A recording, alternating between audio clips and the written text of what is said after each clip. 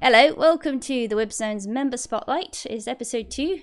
The Whibs Zone is a Discord community geared towards content creators and creative folks in the numerous areas of media, be it illustration, writing, voice acting, game development, streaming, YouTube, content creation and entertainment, crafts, even things like tabletop gaming and fitness. The concept of this community is to share our work, make connections and network, plus help each other out or even teach each other stuff. With that in mind, I decided to do a monthly member spotlight to showcase members of the Discord in a talk show interview format to talk about the things that we are working on, the history behind what they do, and any helpful advice they like to give to the viewers, and so on and so forth. So with that in mind, let me just check the stuff because I'm very prepared today. Oh, crumbs. Hello everybody. Anyway, let me just unmute the fella and then I shall let them introduce themselves.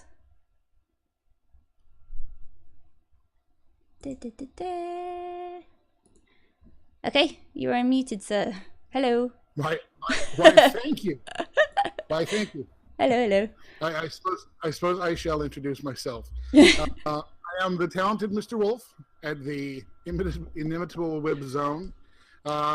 You will find me at other places around the net as Jason Alan Clark. But if you, at least one of the things that I enjoy doing, you'll probably find the Wolf theme. So talented Mr. Wolf it is. I write, I do tabletop gaming, a little bit of design, a lot of bit of helping teach people how to find new value out of their gaming. And one of these days, if I can ever get this darned internet connection out here in the middle of nowhere to function properly, we'll get streaming going as well. Sweet. Alright. Actually, that's pretty cool. Streaming is a lot of fun, so I hope you have fun with that. That's what I hope to. Nice. Okay. What? Just because I like to go on tangents. What do you plan on streaming? Actually, I have.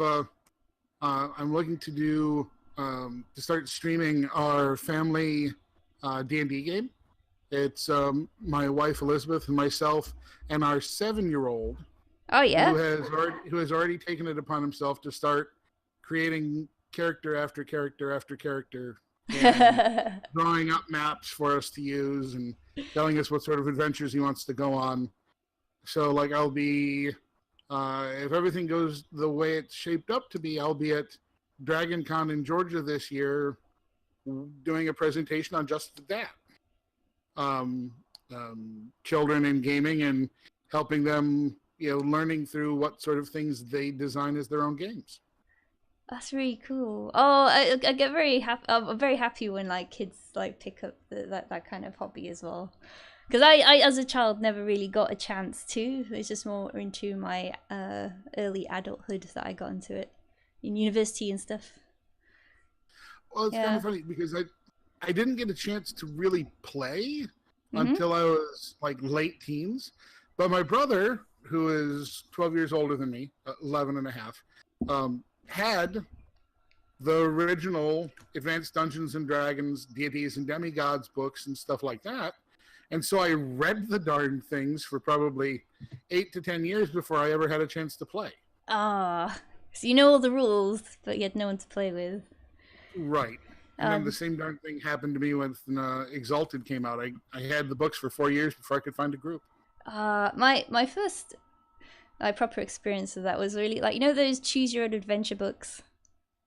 Oh, I love those. They were awesome, yes, but I didn't understand them. I read them like page to page. I was very confused. I was not a bright child. Anyway, let's go back to the actual interview now, because I'm just reel back this tangent. So, how did you get started with writing as a career choice? Well, really, I've been aiming for writing. Gosh, since about second grade.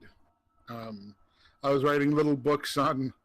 I think I still have somewhere in a little box. I have this 20-page booklet on how to kill monsters from 2nd grade that I was making as like this instruction manual.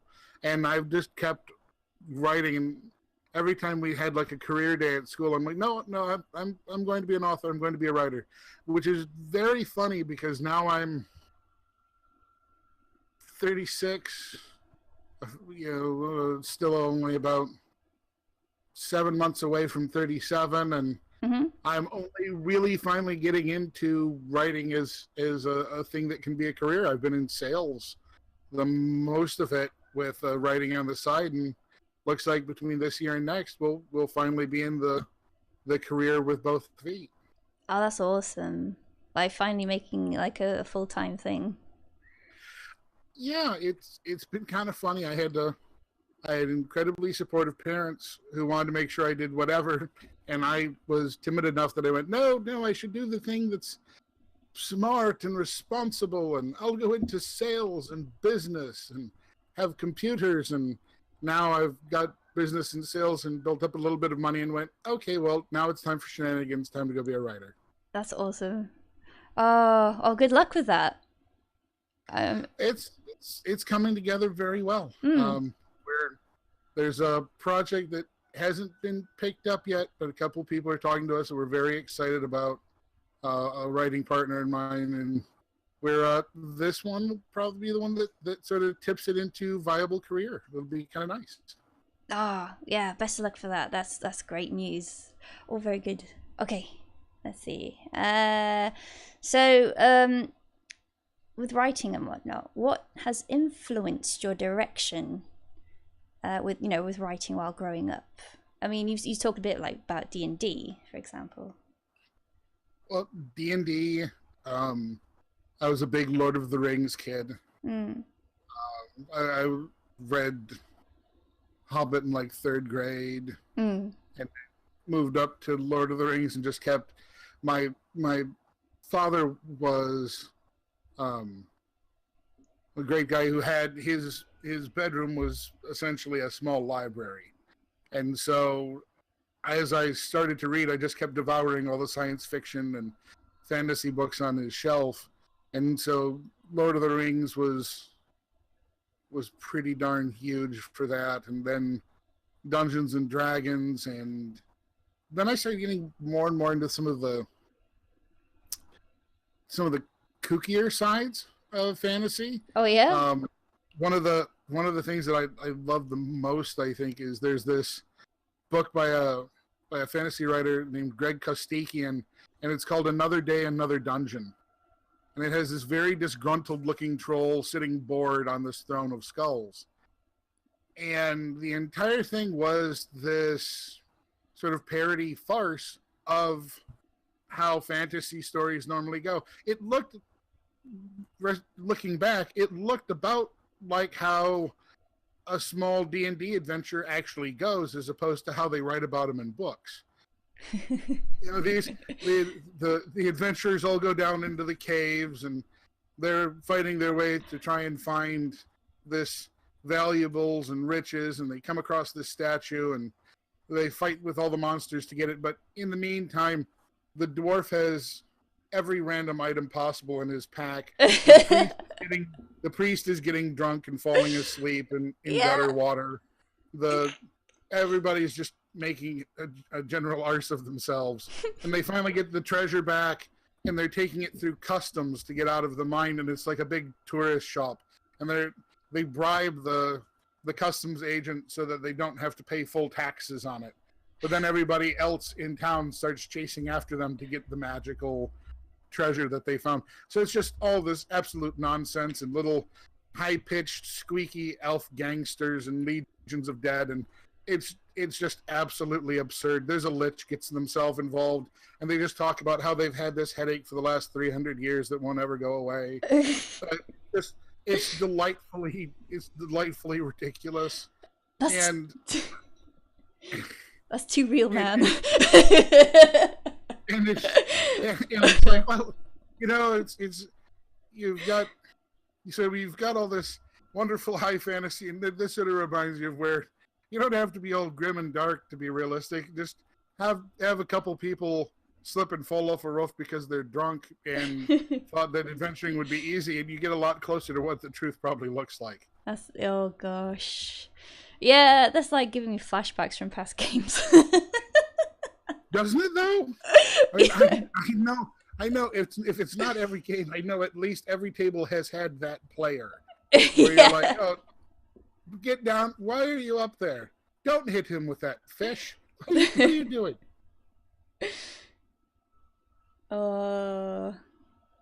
Yeah, that's what makes each game a hell of a ride. Yeah, and it's the fun and the shenanigans and the it's some of the absurdity is what makes it feel more real than almost anything else. And then I had this right towards the end of our high school here, I had these the opportunity to get in on these wonderful college writing seminars locally.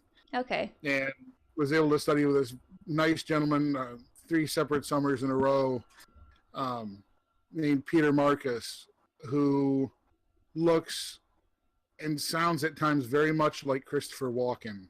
Does he now? If Christopher Walken grew up in the middle of Detroit, Michigan. And he is just one of the most wonderful, warm, pleasant human beings ever. And he's delightfully weird. And he has this very stripped down, his writing isn't big and flouncy and colorful like a lot of fantasy is. It's very stripped down, and if you're listening to it, because he tells regular fiction instead of fantasy, but if you drag that writing style and in the sentiment into fantasy, suddenly everybody starts imagining their own versions of things. Everything becomes wildly different because all you're doing is poking them in the brain and saying, come on, what do you think this looks like? And it's been a lot of fun. That sounds like a good exercise. I had something very similar, like music class. The teacher made us listen to a piece of music with our eyes closed and imagine our own scenario. Oh, there you go. Yeah, very similar. Well, I guess. I'm guessing. Oh no. Anyway, so back to the influences you've had, though. How would you describe the direction you've taken with your own writing? Well, I started thinking that the grand fantasy epic was the thing that I was going to do, and the older I've gotten and the more media and pop culture I've consumed, so the more everything's kind of spread out, and so I'm not. And some people will only write short stories, and some people will only write poetry, and some will only. And it's gotten to the point where I want to have my fingers in everything. Mm-hmm. So I've got scripts and radio plays and in the books and the short stories and poetry and all these different things, because it's made me want to always try and find the best possible medium for a story. I see. And think about if you think about like art. Yes. And you start thinking about a project and you're going, well, should I use charcoals for this? Or should I use oil paint?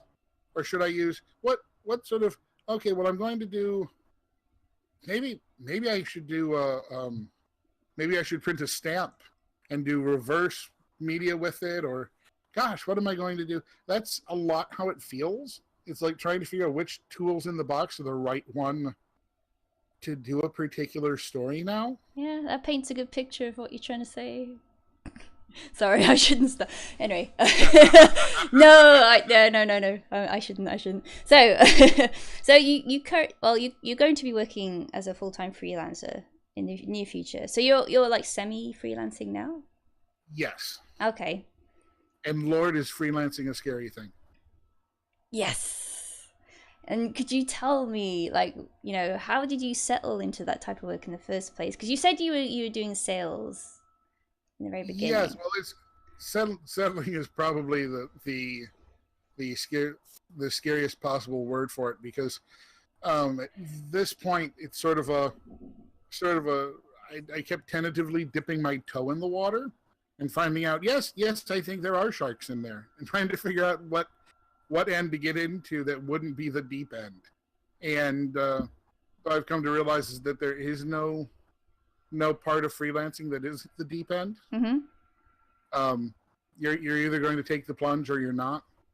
That being said, if you're trying to work your way into the deep end, it's like a lot of different things. Like anyone that submits, for example, writing to a literary journal or a magazine, you deal with a lot of rejections. And so, okay, that's fairly normal. Well, instead, the one nice thing that's so different about some of freelance is that instead you're out talking to people all the time, selling your services, trying to get people to understand why you're of value.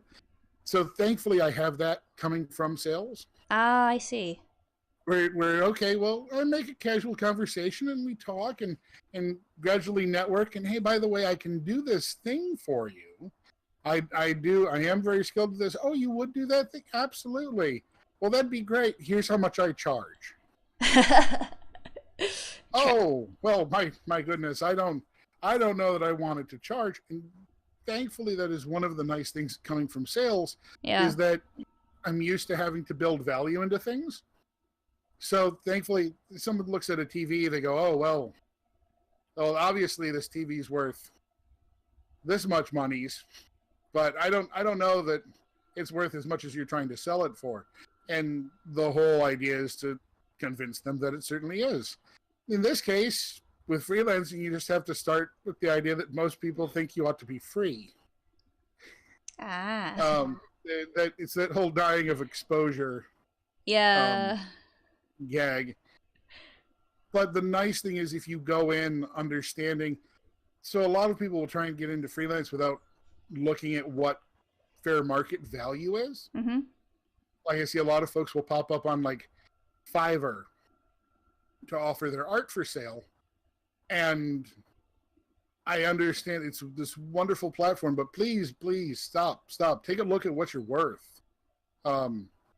I had a dear friend who was already charging people $50 for portraits when they were, still in the first couple of their years in high school. And everyone says, well, why does it cost so much? Well, you said it looks like it's professional. Well, yeah, take a look at professional prices.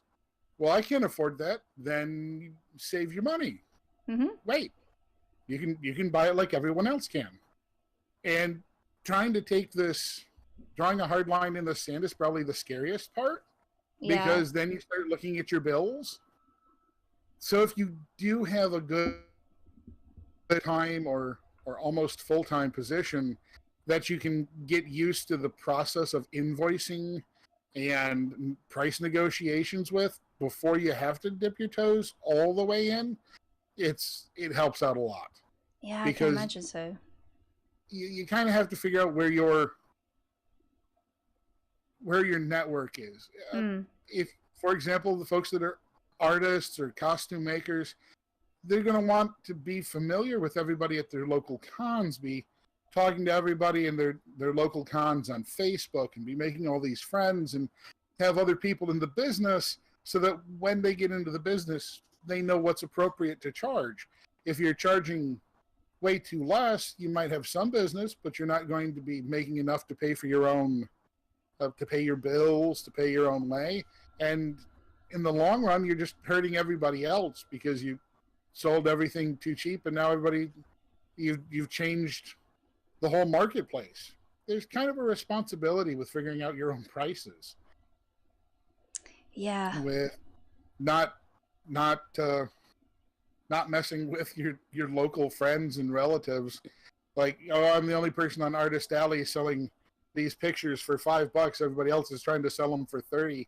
That's not gonna make you very many friends, and it certainly isn't gonna justify your time. Yeah, there's like you have to be aware of competition, but also friendly competition. You have to work with people to try and balance that out as well. Yeah, so bouncing off that too, I mean, do you have any like stories about these particular experiences that you'd like to share? Anything you would like, if you ever be able to go back in time and give yourself advice? Yes. So for the longest, I was just happy to be writing and having anybody read anything. And so I spent this long chunk of time building and doing all these neat little binding techniques to make these little newsletter type books for the stories I was writing and hand them out to people. And aren't these great? And getting all these people going, oh, these are great. And then it finally came point where a few years later, Amazon showed up with their ability to publish through Kindle and made everything easy. And I went, oh, right, well, here, I've got the ebooks published. Everybody's been talking about how they want it in ebook. And I put it up and I put them online for $2.99 US. And everyone went, well, that's lovely, but I've already got these cute little rubbish paper copies you made years ago. I'll just stick to these. Well, but you don't have the rest of the story. It's okay. It's better than spending $3. Oh dear. And you start to realize, well, by giving everything away for free for forever, got everybody used to the idea that they shouldn't have to pay for things. Yes, that negative impact. Yeah, which is kind of a bummer. So then the next one I put out one that no one had seen before. And suddenly a whole lot more people were interested in paying for it. Well, it's one I've never seen. You've never offered it like this. And a couple people still gripe, well, why can't you just print me the other one for free? Well, no, I'm so sorry. You know I've got no time anymore. But here, I'd love it if you took a look at this one. Well, I guess.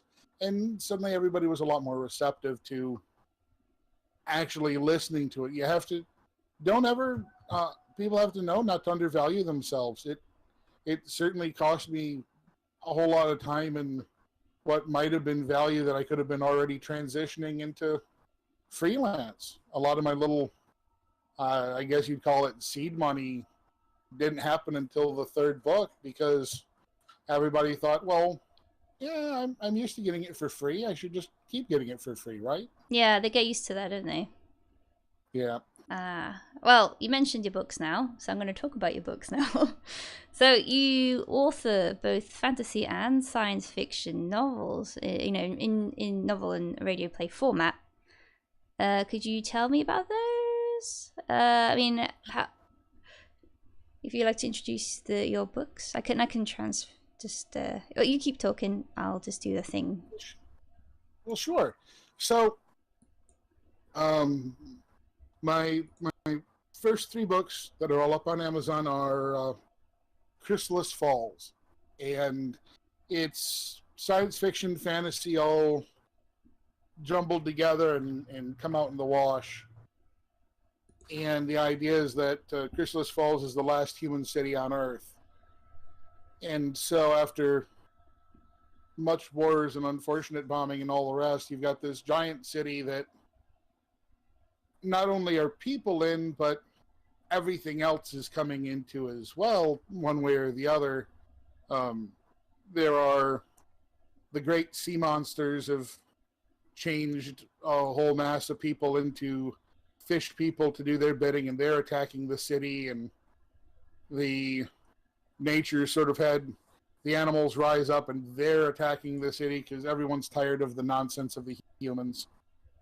And fairy tale creatures are, they mainly exist where human imagination lives, so they're all creeping about the city now.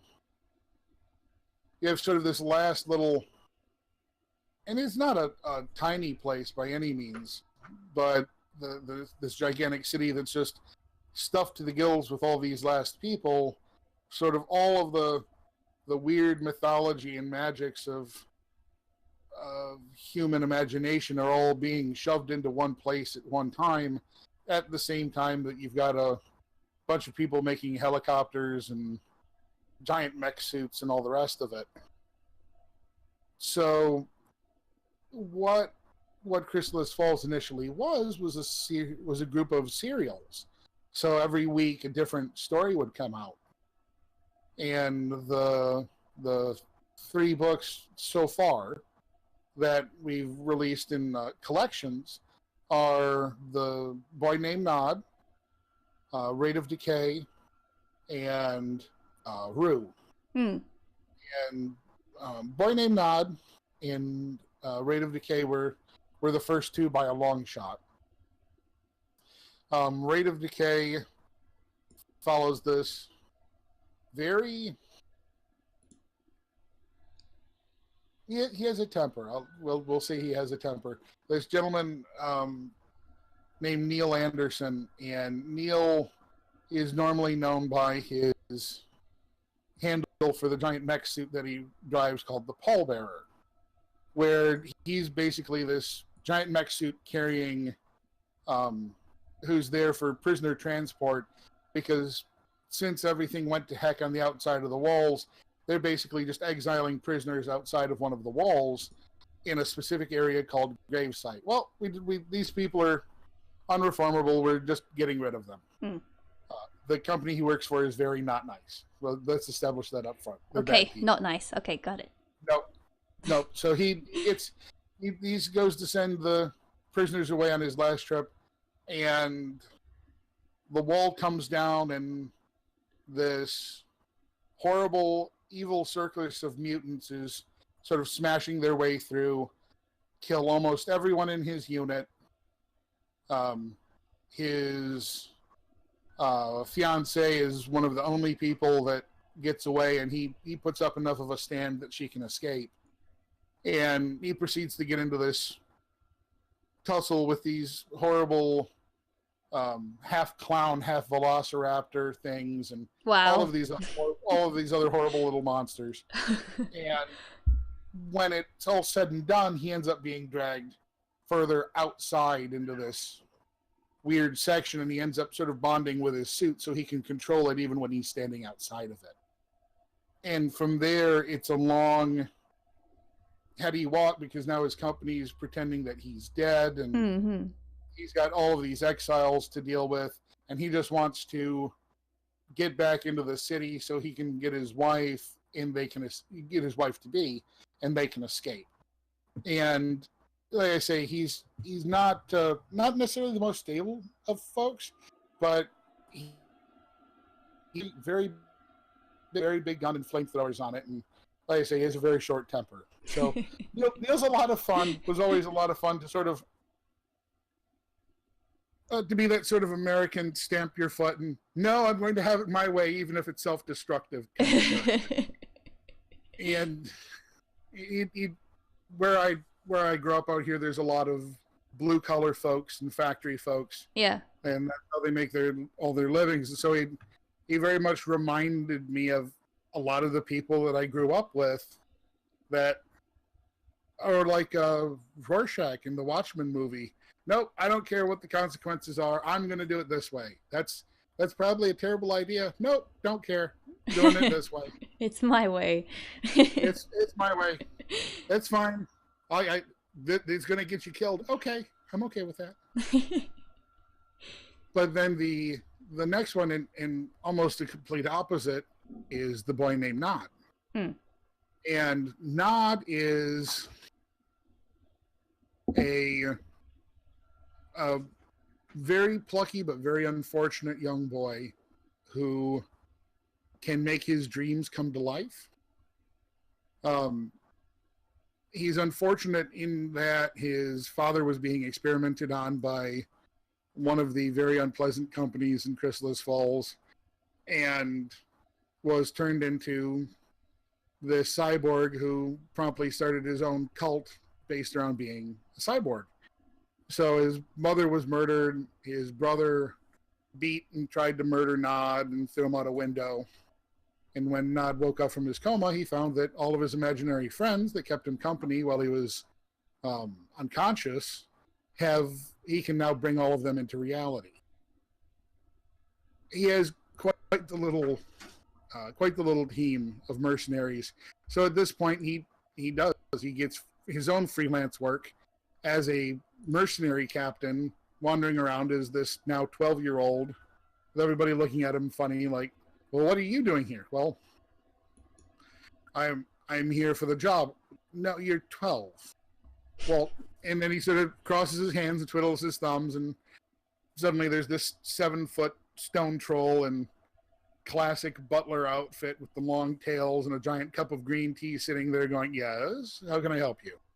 And willing to smash whatever needs smashing, that sort of thing. And so the Nod keeps running into both the adventures of basically paying his own bills as a freelancer in this very dangerous city, but running into the residual members of his father's cult and dealing with their loathing of him. Oh, wow. And then the final one is the detective Rue Morgan. Poor guy's name is just Morgan Chadwick, but they call him Rue Morgan because he likes to read, and a whole bunch of the other folks weren't particularly big on reading and made fun of him for the Edgar Allan Poe book he was reading. Mm-hmm. Oh, look at this. It's got a gorilla on it. Looks sort of like you, doesn't it, Morgan? And made fun of the poor guy, so now they just call him Rue Morgan. Oh.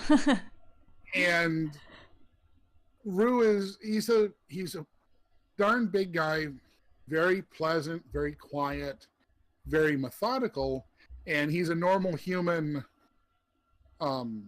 police officer who ends up getting stuck with all the weird supernatural crap that happens because nobody else has any idea how to deal with it. And go ahead. Oh, no. I'm just no, continue. And so he has dealt with Wendigos, Native American cannibal spirits. He's dealt with in the second excuse me, in his second story arc. In his second story arc, he actually deals with a very nasty greed demon that has this collection of antiquities that anytime someone comes to steal something, they're killed, turned into a jewel of some kind, and added to the collection. Oh gosh. And he's kind of tipped off. It actually extends back a little bit. You find out that he seems like establishing something first. For a lot of Americans, assuming someone is just a white male guy is like default. So you start finding out more and more about his background and his heritage, and his grandmother was Japanese. And so you start finding out little things about Morgan and things that he knows that other people haven't been paying attention to. Okay. He walks into this beautiful museum of antiquities and has this very nice gentleman speaking with him. And everything's fine. And then he looks at the clock on the wall and is like, oh, well, how long has your clock been broken? Well, it's been broken for a while, but I've never thought to fix it, and it's been stuck on 4 o'clock. And he's just thinking about the word for 4 and going, wow, that's really interesting that someone that's collecting Japanese antiquities and speaking a lot of Japanese as he's introducing himself would be leaving this clock stuck at the word that means death. Huh. You're kind of interesting fella, aren't you? And so there's little things like that you start finding out as he's going into the museum, and I'm supposed to be here for a theft, and well, it turns out that the monster is the one that tried to get them to investigate the theft because he's got someone hiding in the museum that his museum can't find. Okay. I think the exact way it went was the clock was stopped at 9 minutes after 4. The clock was stopped at coup minutes after she. The clock was stopped at agony minutes after death. Agony after death. Please, Mr. Chadwick, we have no time to lose. And so you have this very sinister, no one else on his police force would have had any clue what was going on, but it just happens that Morgan's standing there looking at this clock going, oh, come on, man. Really? It's right really? There. That's really, come on. And so there's there's a lot of little strange things that come across that he has to deal with. He has a happy relationship with his wife, who is a ghost. Who is a wait. Who's a ghost, eh? Yep, his wife he has a happy marriage with his wife, who is a ghost. I see. She is it is established she had passed away some time ago, but she's there as a regular cast member. He is very happy. He'll go to bed at night and after trying to nurse his basically caffeine pill addiction, and he'll sort of slump in bed at night and pass out. And she'll be right there curled up next to him. Oh yeah, honey, I know you don't have to sleep. It's okay. Just go to bedroom.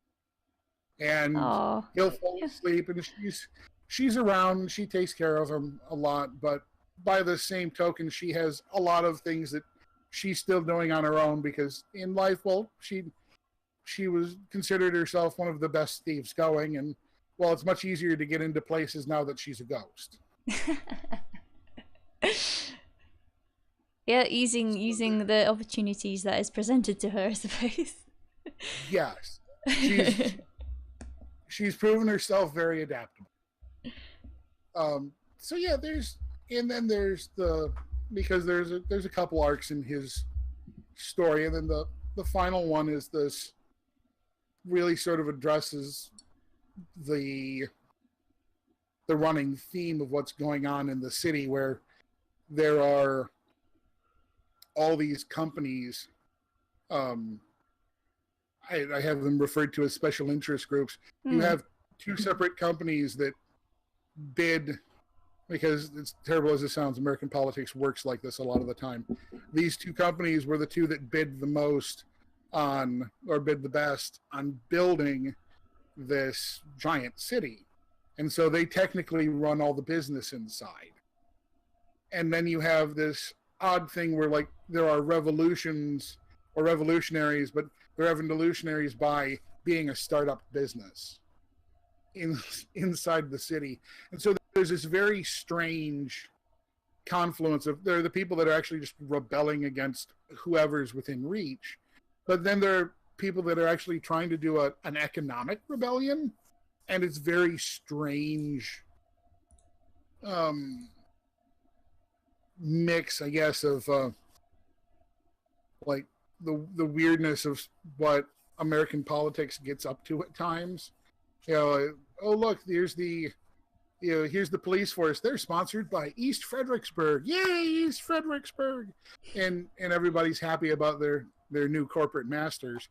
And so what happens when the police force is owned by the same people that own cable television? And so you have Morgan's out doing his job, but he ends up running into, on one of these other crime scenes, runs into a character that's this well publicized, not vigilante. They are sponsored by the company, but with all the theming of a Punisher style character called the Revolver Saint, who's out there and they're punishing people in the streets, and I'll get to the bottom of this. And Morgan's just sort of looking there like, great, I'm sitting here doing all of the dirty work, actually solving things, and this idiot's out randomly shooting people because it's good ratings. And so there's probably the back, they're the first two arcs, but probably the better half of Morgan's first book is really sort of coming to grips with this weird level of corruption that just sort of exists in the city and goes without notice. That's interesting. So I want to know, like, because you've got these many like different themes that are running through the book, and you've also used like wordplay and stuff like that, and I've like, there's some like hints of like political stuff and corporate stuff and that kind of thing. So where do you pull these ideas from? What do you like, just have like feelings or ideas you want to get across, and like from personal experience, or just from it's funny, more of this came from more things came from having like the weird little character ideas. A lot of the characters I sat. There was an old MMO who's long defunct now. I think they went out of business like 5 years ago. City of Heroes. Oh, yes. I know this one. And I sat with the City of Heroes character creator. Oh, yeah. And just made characters over and over and over and over and over, and just keep making these ideas and looking at them and going, so what would his story be? What would their story be? What would her story be?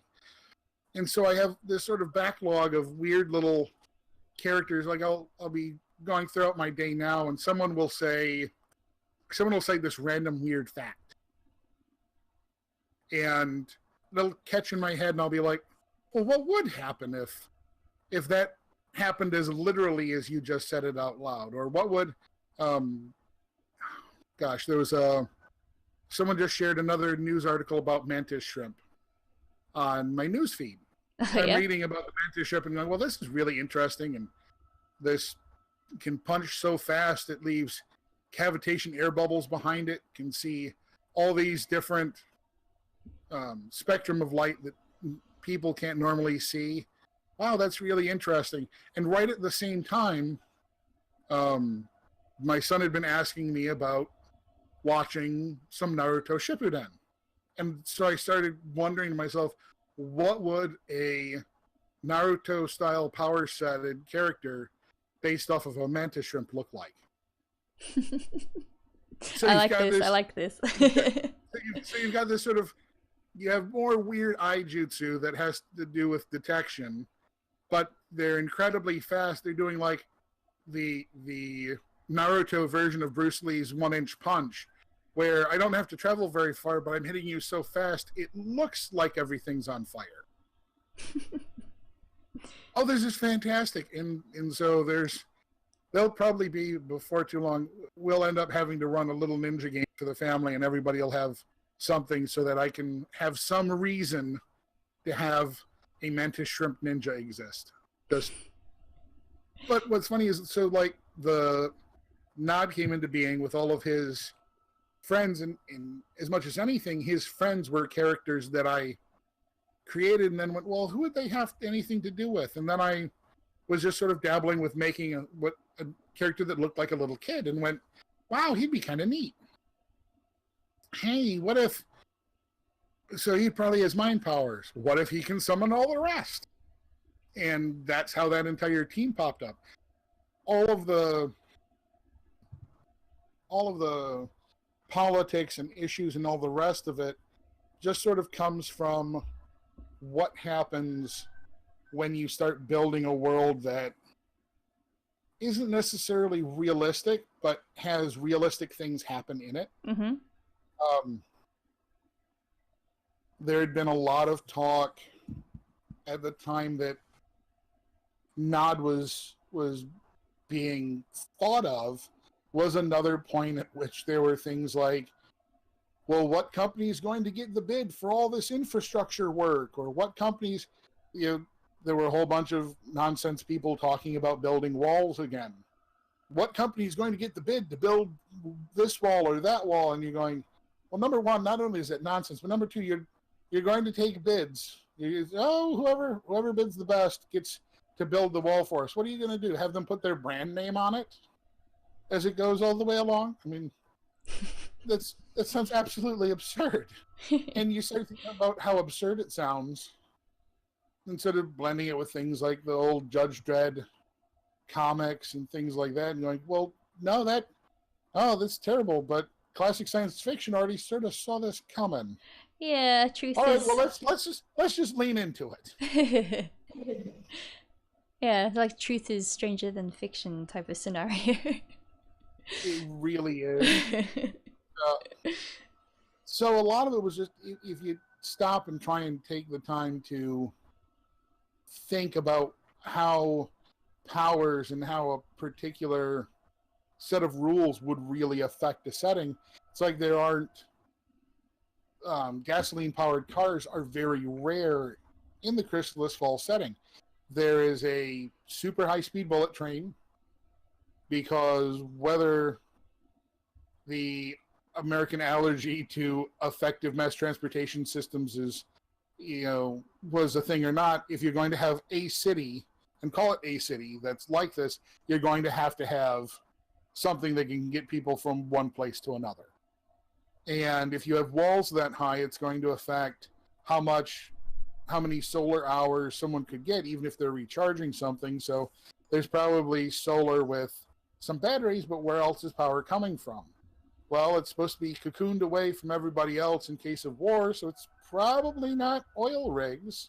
So what is it? Well, the entire city's been engineered so that it has this giant 3-tiered set of dams at the one end of the city, and the dams are hydroelectric dams, and the bay on the other side is basically just the outlet for the hydroelectric dams. So the entire city is powered by, for the most part, by hydroelectricity. So everybody's got electric vehicles and what have you, because everybody relies on this power to keep going. So if you think about it like this, that makes it really easy for anybody that's angry with someone else. You can just shut off their power. I don't have to power that part of the city. Well, now any revolutionaries might be people trying to hack the power grid to put power to places where it's been turned off. Okay. Or people that have gathered power together or have enough solar batteries that they can run their operations off someone else's grid. So that's where a lot of this, you start looking for the little edge cases and how things work together, and then you write the stories, you sort of color in the cracks, and it comes up with some of the neat stuff. That's very interesting. So now you were giving us a little snippets from what the dialogue characters were saying earlier and that kind of thing, and I asked you also to maybe read an extract from your book if you would like to do so. I do. I have the first little. I have the essentially the introduction of Nod and his wrecking crew from the very beginning of their book. Okay. And so we can go with that. Oh, nice. So we have this is from the first Boy Named Nod collection, chapter 1, the interview. This particular collection was called The Sons of Adam. He wanted to know if I had ever killed a man. Personally or impersonally? Excuse me? I sighed and drew a pistol. If I shot you, right here, right now, that would be personally. If I turned your head into an impressionist painting, spattered across your wall, that would be personally. His eyes were wide and spoke for him. How'd you get a gun up here? Oh, Jesus, he wouldn't, would he? I smiled coolly and put my snub-nosed revolver away. I twisted my mind sideways, and my eyes rolled back in their sockets. I heard his gasp and grinned. They were here. My eyes returned to normal, but my mind was still racked with the strain of maintaining their presence. The world slowly came back into focus. Mr. Rook stood beside me. He dusted stray petals from his suit coat and adjusted his bow tie. A stone hand delicately held a saucer while he sipped green tea from a porcelain cup larger than my head. Trevor sat on the corner of Mr. Esk's desk. He was polishing his twin Colt 45s. Trevor winked at me, his sunglasses sliding down his furred nose. James, Manfred, Charles, and Whitfield had already begun to lay waste to Mr. Esk's office. James was busy flourishing his knives, carving obscenities into the wall, promptly forgetting the few spelling lessons I had given him. Manfred and Whitfield were busy laying wire about the office. This didn't concern me until I realized it was detonator cord. Charles was, for once, behaving himself. We had gone over beforehand how bad an idea it was to torch Mr. Esk's office. However, this did not stop the reddish-purple imp from toying with his 8-ball lighter. Finally, there was Mr. Jonathan. He was silent as usual, top hat and cravat in impeccable condition. His long coat was stain-free and had been meticulously attended to. As a result, the wool overcoat seemed to drink in the cheap light of Mr. Esk's office. Mr. Jonathan had his straight razor out and lightly pressed against Mr. Esk's plump throat. Mr. Rook? Present. Landslide, avalanche, cave-in. Wrecking crew? A series of explosions, a knife embedded in a family photo, a burning patch of carpet. Trevor Wolf? Here, boss. Driftwood, tumbleweed, iron horse. Mr. Jonathan Wolf? Accounted for. Big Ben, fog, or under a streetlight. Mr. Esk dripped with sweat, his porcine face drained of blood. This, sir, is the other half of your inquiry. If I let my associates deal with you, that would be killing you impersonally. No, they'd be killing me. Mr. Jonathan promptly corrected him. Mr. Esk, you fail to understand, Mr. Nod. We are in his head, therefore we are him. If I slit your throat from ear to ear, it would be no different than if he did it himself. Mr. Esk's eyes looked to me. It's true. These are my dreams, Mr. Esk, the ones that came to me when my dear brother put me into a coma. They now come when I call and do as I ask. Another series of explosions took the door off its hinges and most of the southern wall with it. Usually. What do you want? We were discussing a job offer, as I recall. You also asked me a question, which I believe is now answered.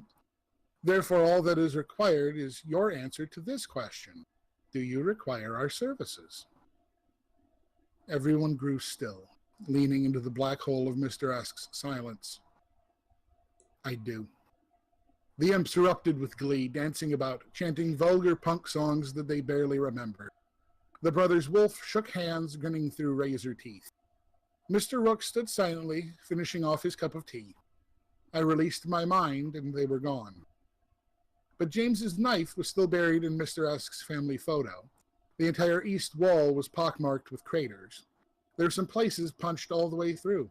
His personal assistant watched us fearfully from the other side. Where? Near enough. I take it you accept our bid, then? He shook, jowls wobbling. Not, I told you. The fee goes to the successful party. You and another party have been contracted for this. Only one collects. First to terminate the target gets their bid. I see. Any briefing materials? He reached into his desk and drew out a manila envelope. Everything you'll need to know is in there. Good day to you, Mr. Esk. We will be seeing you. I tipped my bowler and left his office. As I walked away, I heard him talking to his assistant. I hate dealing with goddamn 12-year-olds. I couldn't help but smile. He rode the elevator for a third time. The attendant didn't recognize him this time either. This time, when the doors closed, he stayed on board. He crushed the attendant's windpipe 2.3 seconds after the elevator doors slid shut. He then snapped the attendant's neck 4 seconds after the doors shut. He flipped open the floor compartment with the toe of his shoe as he peeled the attendant's jacket off. He then traded trousers with the corpse before kicking it into the compartment. 9 seconds. He was already standing by the board of controls when the doors slid open again. 11 seconds. A single executive, Thomas Carmichael, boarded the elevator. He was 6 minutes away from punching back in from lunch. 332nd floor. Yes, sir. What's your name again? You know, I've worked here since this place was built, and I don't know your name. I keep drawing a complete blank. Right. Drawing a blank. The executive's phone rang. Excuse me, this'll take a minute. Jefferson Blank nodded. It always took 3 minutes, 14 seconds for Mr. Carmichael's afternoon call from his wife. In 3 minutes, 20 seconds, he would be dead and stuffed into the floor compartment as well. In 2 days, 3 hours, 14 minutes, and 11 seconds, he would have worked his way through enough officials and would be at his target's door. Jefferson Blank also had a job to do. Jefferson Blank was just a face in the crowd. Jefferson Blank did not exist. Hey, what's your name? This is my stop. And he hung up his phone. 6 seconds. And there you are. Thank you so much. That was wonderful. See, I enjoy audiobooks, so this just felt like someone was reading to me. Well, you technically were reading to me, but also everyone else, so thank you. Oh, sweet. So yeah, you get a little taste of Nod and his folks, and they're they're they're quiet and rather ruthless competitor for their contract. Yeah. That's quite intense actually at the end. It's like, oh great. So this is all in novel format, right? But you also Yes. mentioned earlier that you do radio play writing too. So what we've done is there's most of those have been fan broadcasts. My current writing partner for our latest project, him and I actually met at a mutual friend's wedding in Atlanta,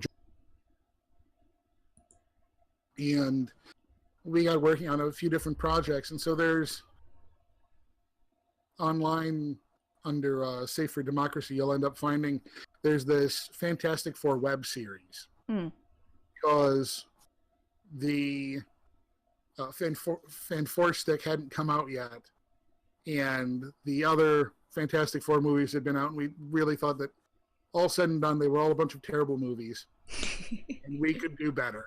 But and of so course, we set out why. Yeah. And so we did this fan show, and what we have is you have a Fantastic Four that's all set at the time of the Kennedy space program. Okay. So they're part of the Excelsior mission, and they come back, and Dr. Doom is a Soviet spy. That's how he's getting control of Latveria back from the USSR. And you have all these interesting, Black Widows crossed into there. And so you have Doom getting scarred and needing to put on his family's armor happening in the same episode that the Four are gaining their powers. So we tried to make sure to keep Doom a very integral part of everything. But then you have a lot of focus put on them trying to find a cure. So in one of the early episodes, they keep consulting different scientists. So you have the Fantastic Four meeting with Professor Xavier and a few of the X-Men and talking about science.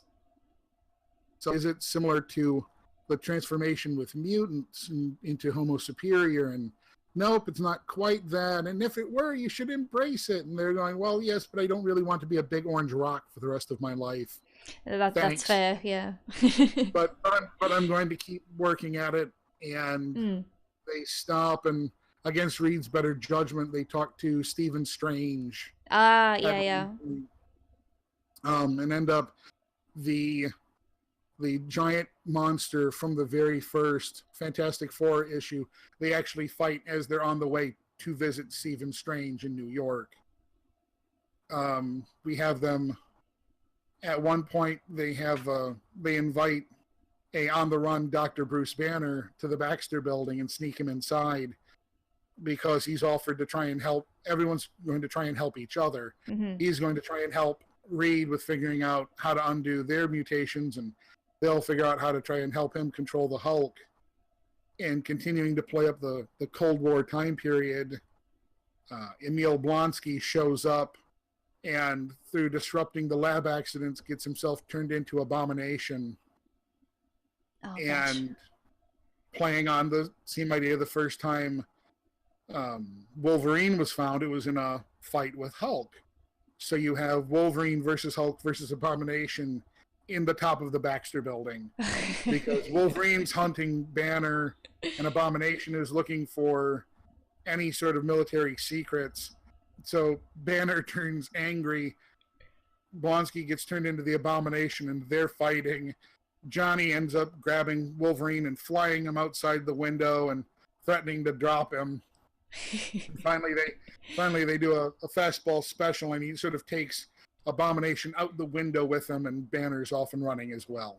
So there's a lot of fun crossing things back and forth. You have a very angry Namor addressing the United Nations, and it's a lot of a lot of fun trying to work sort of from the ground up. If everybody exists, how do the politics cross back and forth without just making it a let's go punch a monster of the week in the face? So, when you're writing this, how's it different to writing a novel book? So A novel is a book, but you know I'm talking about. Yeah. Words are difficult. The interesting part of writing, and it's funny because if you try and write a screenplay versus radio play, it comes out feeling entirely different. And you try to write a comic script, everything looks even stranger. Is because of the way you have to, what sort of senses you can use. Mm-hmm. So like if I'm writing a novel, I can put in words and things that make you think of certain smells and tastes and sounds and sights, but they all have to be using words that you're probably at least passingly familiar with. So I have to choose language very carefully and what different words mean, which I laugh now because you come across the same thing in sales. Like, always be wary of a salesman that wants you to sign an agreement. Oh, no, this is just an agreement. He means contract, but he doesn't want to scare you away. It's a lot like that in writing notes.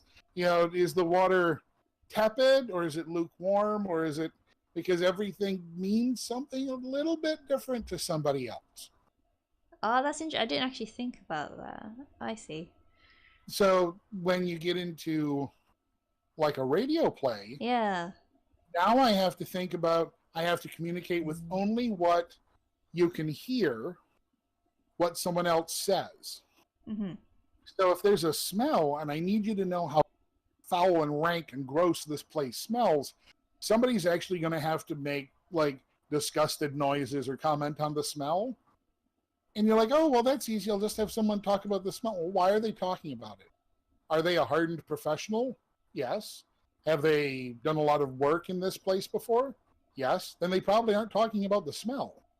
So then, well, who would, okay, so it would only be the new guy would talk about the smell. Yes. And they might explain to the new guy why it smells. You do too much of that, though, and you realize that, oh, the new guy is to give the listener someone to talk to. So there's a lot of little, like anytime there's a movie what's a good movie? Hellboy. Mm. So you take Hellboy, and they invented the young FBI agent that was transferring in for the movie. And a lot of people were like, well, I don't know why they created him. Well, of course we know why they created him, so that he could wander around and have everyone explain to him. I mean, after all, if you just show up and, well, here's Hellboy and here's Abe Sapien and we're going off on missions, why am I going to hear about their backstory? I mean, Hellboy already knows his history. So does Abe. They aren't going to sit around and talk about, you know, I was just thinking about that time when you were 10 and they found you having traveled through a portal. Oh, yeah. I just have a sudden urge to talk about that. There's this bad habit that a lot of old science fiction has in short stories where the entire idea was they weren't really wanting to talk about the fiction. They were wanting to talk about their weird scientific theory, but they wanted to frame it in a story so that people would understand why it was important. So you'd have two scientists that know exactly how something works, talk about how something works as if they're teaching each other how it works, just so that the person reading can have some clue what they're talking about. Uh-huh. Ah, yes, well, you are familiar with Einstein's third law. You mean the law that says... That's, anytime you see that in a movie, now you know why that's there. Because you have two people who have no reason to be talking about something, talking to the viewer. So that's probably why they introduced like everyman characters. Like Exactly. This is the average guy. Yep. Here's what we think the regular person watching this movie is going to look like. Hopefully, they'll identify with them, and we can just throw backstory for all the cooler stuff at them. So yeah, it's kind of funny the way that works. So you have to figure out how you're going to do that without being too obvious. And in radio, audio plays, you know, like it's on YouTube or on radio or whatever you're doing it for, you have to try and figure out why someone's talking about smells, why someone's talking about, like, oh my gosh, it's hideous. Yes, his face is exactly 3 inches wide by, I mean, you can't describe this little monster or this big monster or whatever the same way you would otherwise. You have to have shrieks of horror and people spitting out small key phrases like, oh God, he's horrible. He's growing scales all over his body. Someone stop it. God, it looks like he's half alligator now. And he's got a temper to match. Something of those along those lines. That's about all you got. So you have to kind of hope that your sound effects and everything else are building up to it. If you're writing for like a screenplay, well, it's not so bad. I know I'm going to have things on screen, but now you're going to have to consider, okay, so if I'm thinking about this, generally speaking, where's the camera right now? Because the director is going to figure all of that out when they do that, but you still have to kind of have it in your head, where's the camera for this? Have I had the camera like perched on so-and-so's shoulder this entire time? Why would we suddenly be following this other guy? Or, you know, in a book, I might be able to describe swirling leaves and he feels uneasy and he knows there are tremors under the ground. Meanwhile, in a screenplay, someone's going to have to show tremors under the ground. You're going to have to find a way to show the leaves rustling and not have it look just hokey and campy. You have to figure out a way to communicate the same things. So you can't have characters thinking. Characters have to say something. It's why soap operas look so weird sometimes in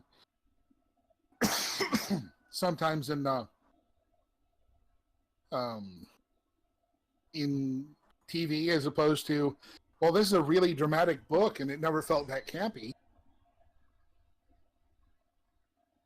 Well, yeah, because the main heroine didn't have to say out loud to thin air how she loves this person so much if they'd only stop being an idiot.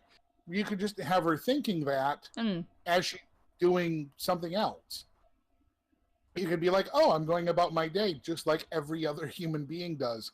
Instead, in a movie, if you want her to do it, she's either going to have to actually say something, or you have to have a talented actress whose pain and exasperation is worn on her face, and you have to work with that. Oh, thank you very much for that information. Now, before I move on, I've got your books on the screen here. So I'm gonna mention that he does have an Amazon digital shop, which I will be linking in the YouTube video that I'll be uploading later. But this is what they are.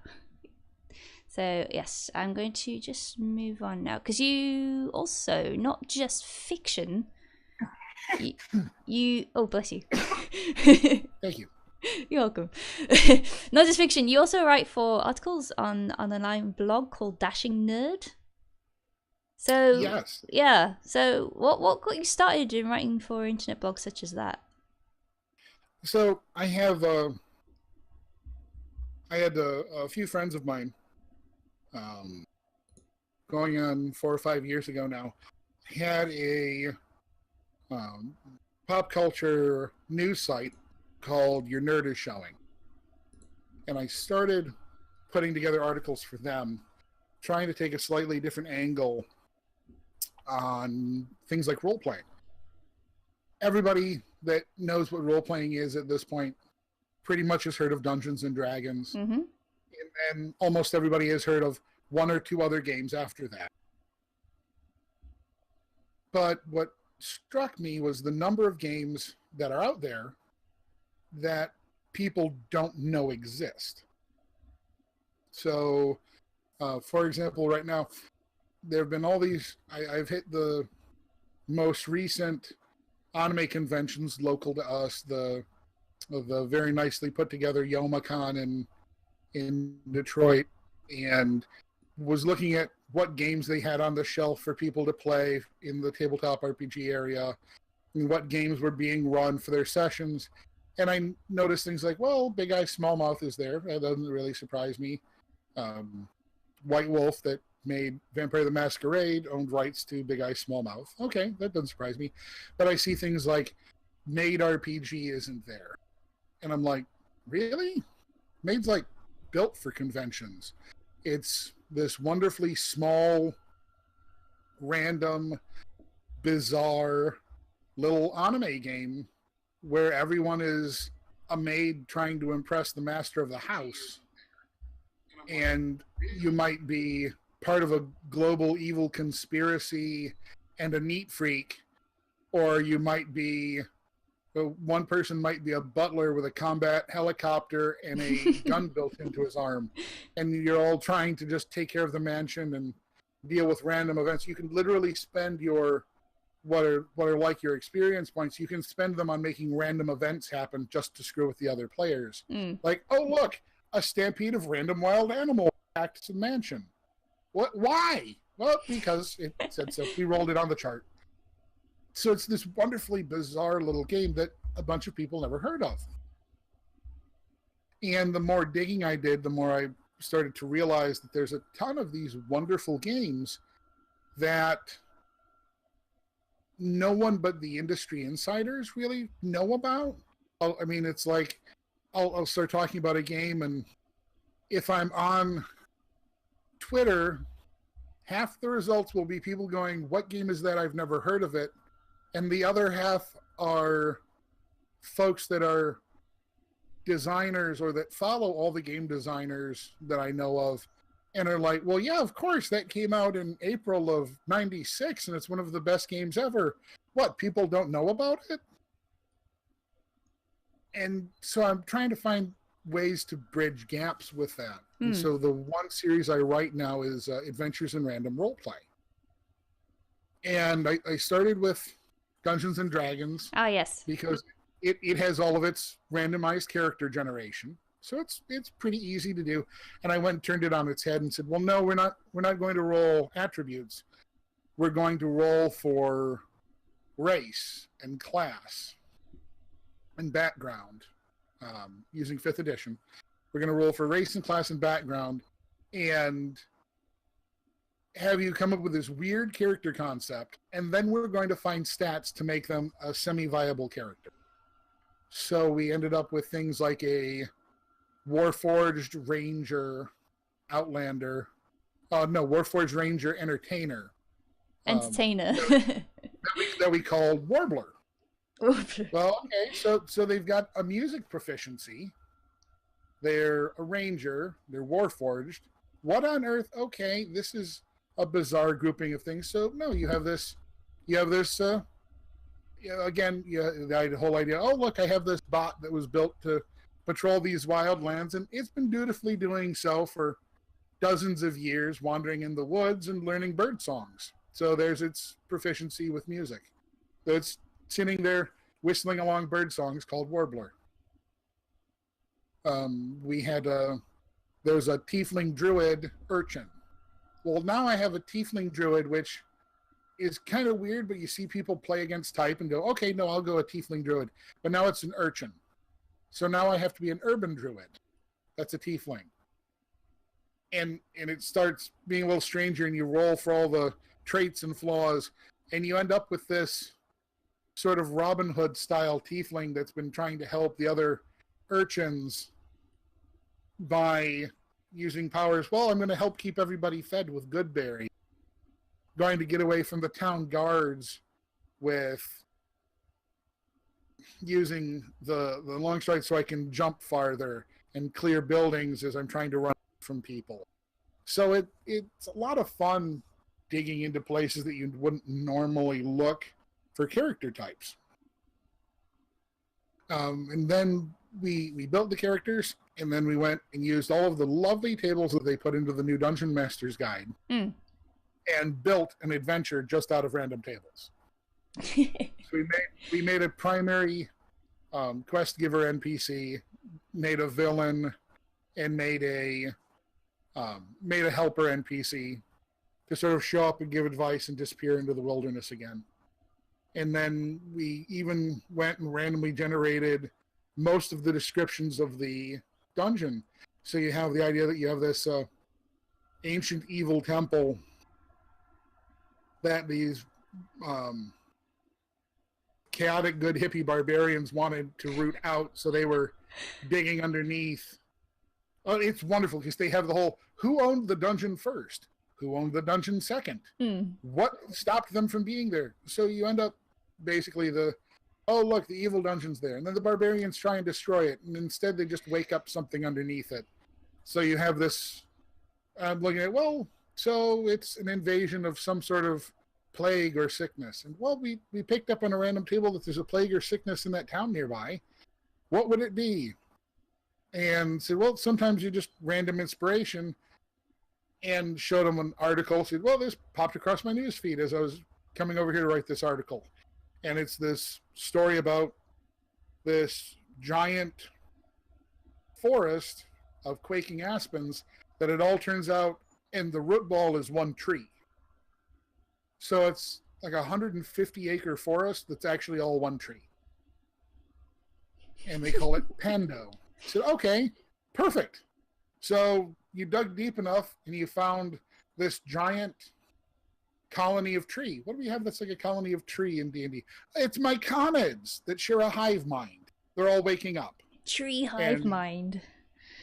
You have this tree hive mind of it's myconids. You have mushroom spore people waking up and spreading the hive mind to all the locals. That's why everyone's getting sick. Oh no. And there's your adventure. There's your adventure. Thanks, everybody. Yeah, carry on. So it's kind of fun to go with the random. We've got.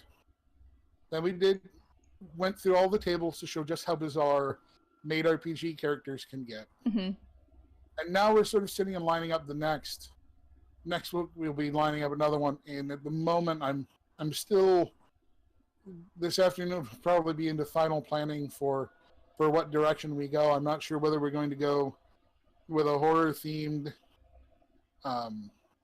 emulator like slasher flick, but I'm kind of leaning towards the Cypher system and Numenera and go with something else that's kind of D&D flavored, but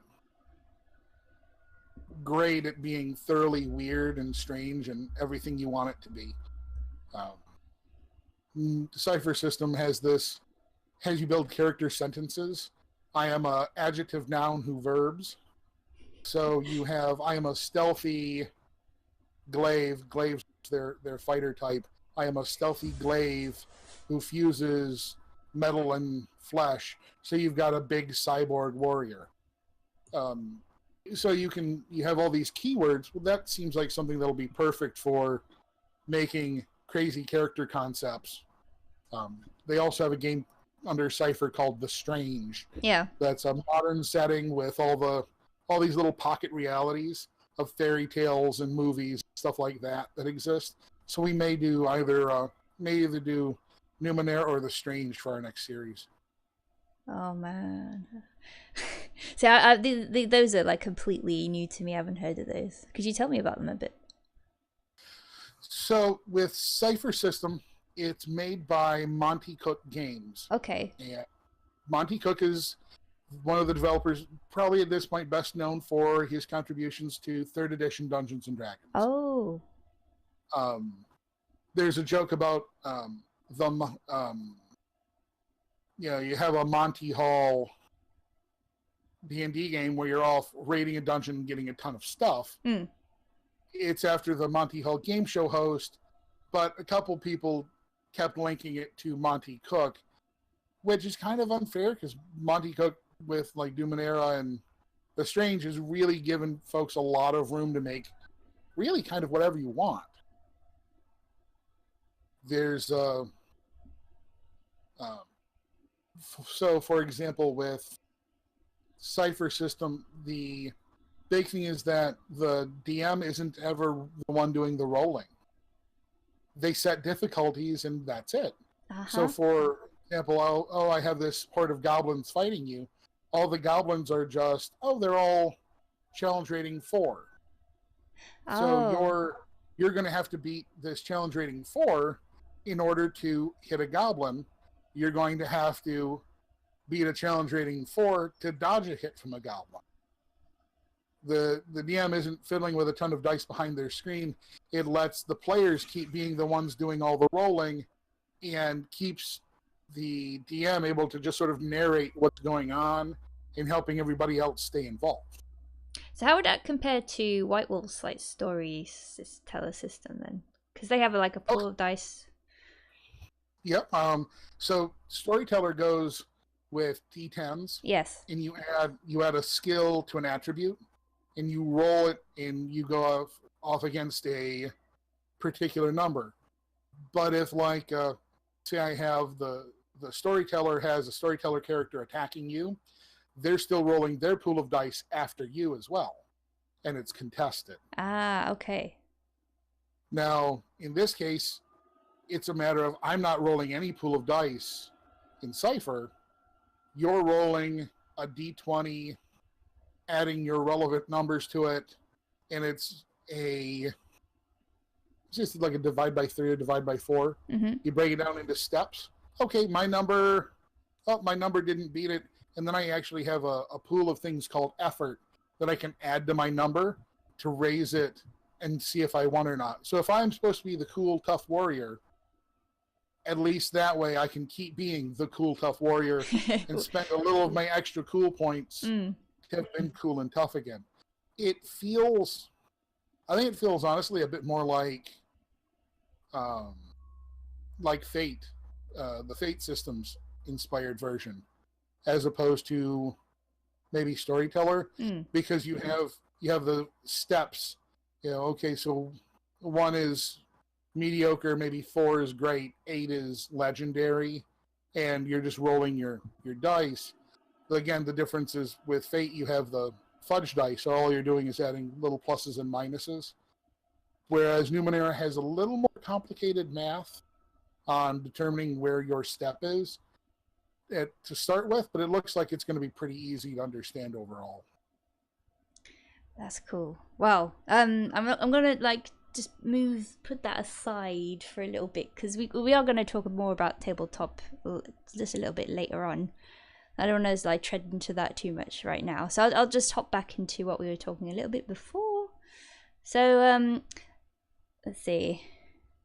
So you did give some advice earlier on about freelancing and whatnot, but how about advice you would give anyone wanting to start with article writing, journalistic things, as opposed to fiction, and also like approaching publishers, and also things like with self-publishing and promoting your work?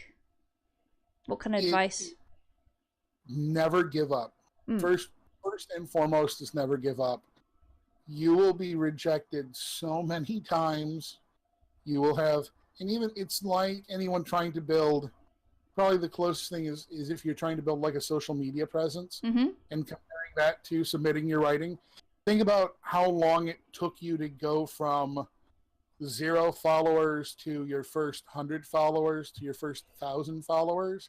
And then someone might explode and go viral from there.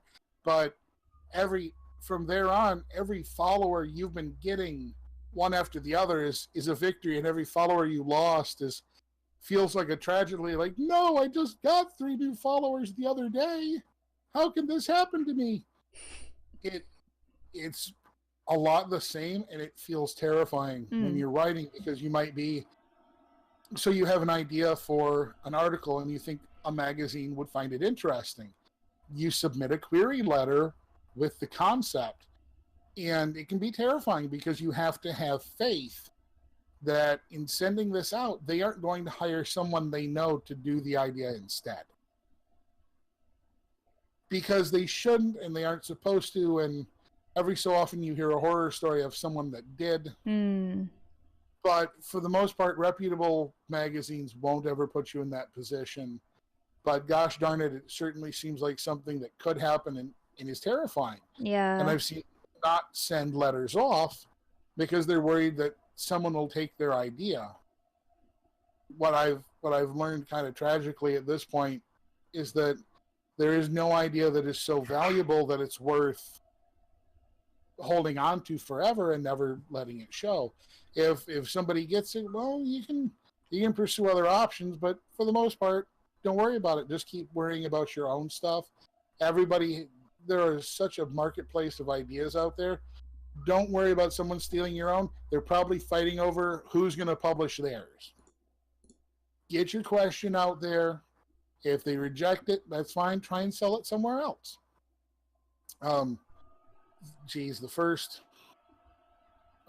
We finally have some bites going on the book that my collaborator Paul Landry and I are working on right now. Yeah. And that's been it's a reject after reject after reject, or somebody that's just like, well, I think it's good writing, but it's not for our company. So right after don't give up is the idea of do proper research. So if you're looking to get into either article writing or short fiction writing for a magazine or anything similar, research exactly who does the work that you do and probably get a subscription to their magazine. Read back issues of them. Understand what they do as a magazine, and that will help you know whether or not your would actually fit with them. Oh, okay, that's sensible. Because trying to send things, the easiest way to make yourself disappointed and stack up rejection letters is sending samples of writing or query letters off to people that really, their business, they might think the idea is really clever, but if their business isn't, it'd be like me trying to send a video game review to a literary journal. Well, we don't talk about those darn video games. Why would we want to publish your video game review? And sometimes it's just a matter of topic. You might have a literary magazine that specializes in poetry. Well, that's great. And you keep reading and you go, well, it specializes very specifically in poetry that appeals to these people in this age bracket, in this hobbies. And you go, oh, they really wouldn't care about my poetry about being trapped on the subway. No, that's going to be that other literary journal that's put together about life in the city. Oh, okay, so I can probably submit over there. They might love it and take it. Whereas you send it to the other guys, no matter how you wrote it, you sent it to somebody that couldn't use it. It's even more important with writing because you start to see that, for example, a lot of people at this point, because it's really easy to access different literary agents, they start submitting to agents before they've got a tentative contract going with a publishing company. Well, you got to make sure that those folks actually represent work like yours. If you keep sending your high fantasy, epic Tolkien style, we must stop the Dark Lord story to somebody that mainly deals in science fiction and like urban fantasy Jim Butcher books, they probably aren't going to be able to help you. They aren't known for finding people with a talent for your work. They aren't probably going to be able to get you published.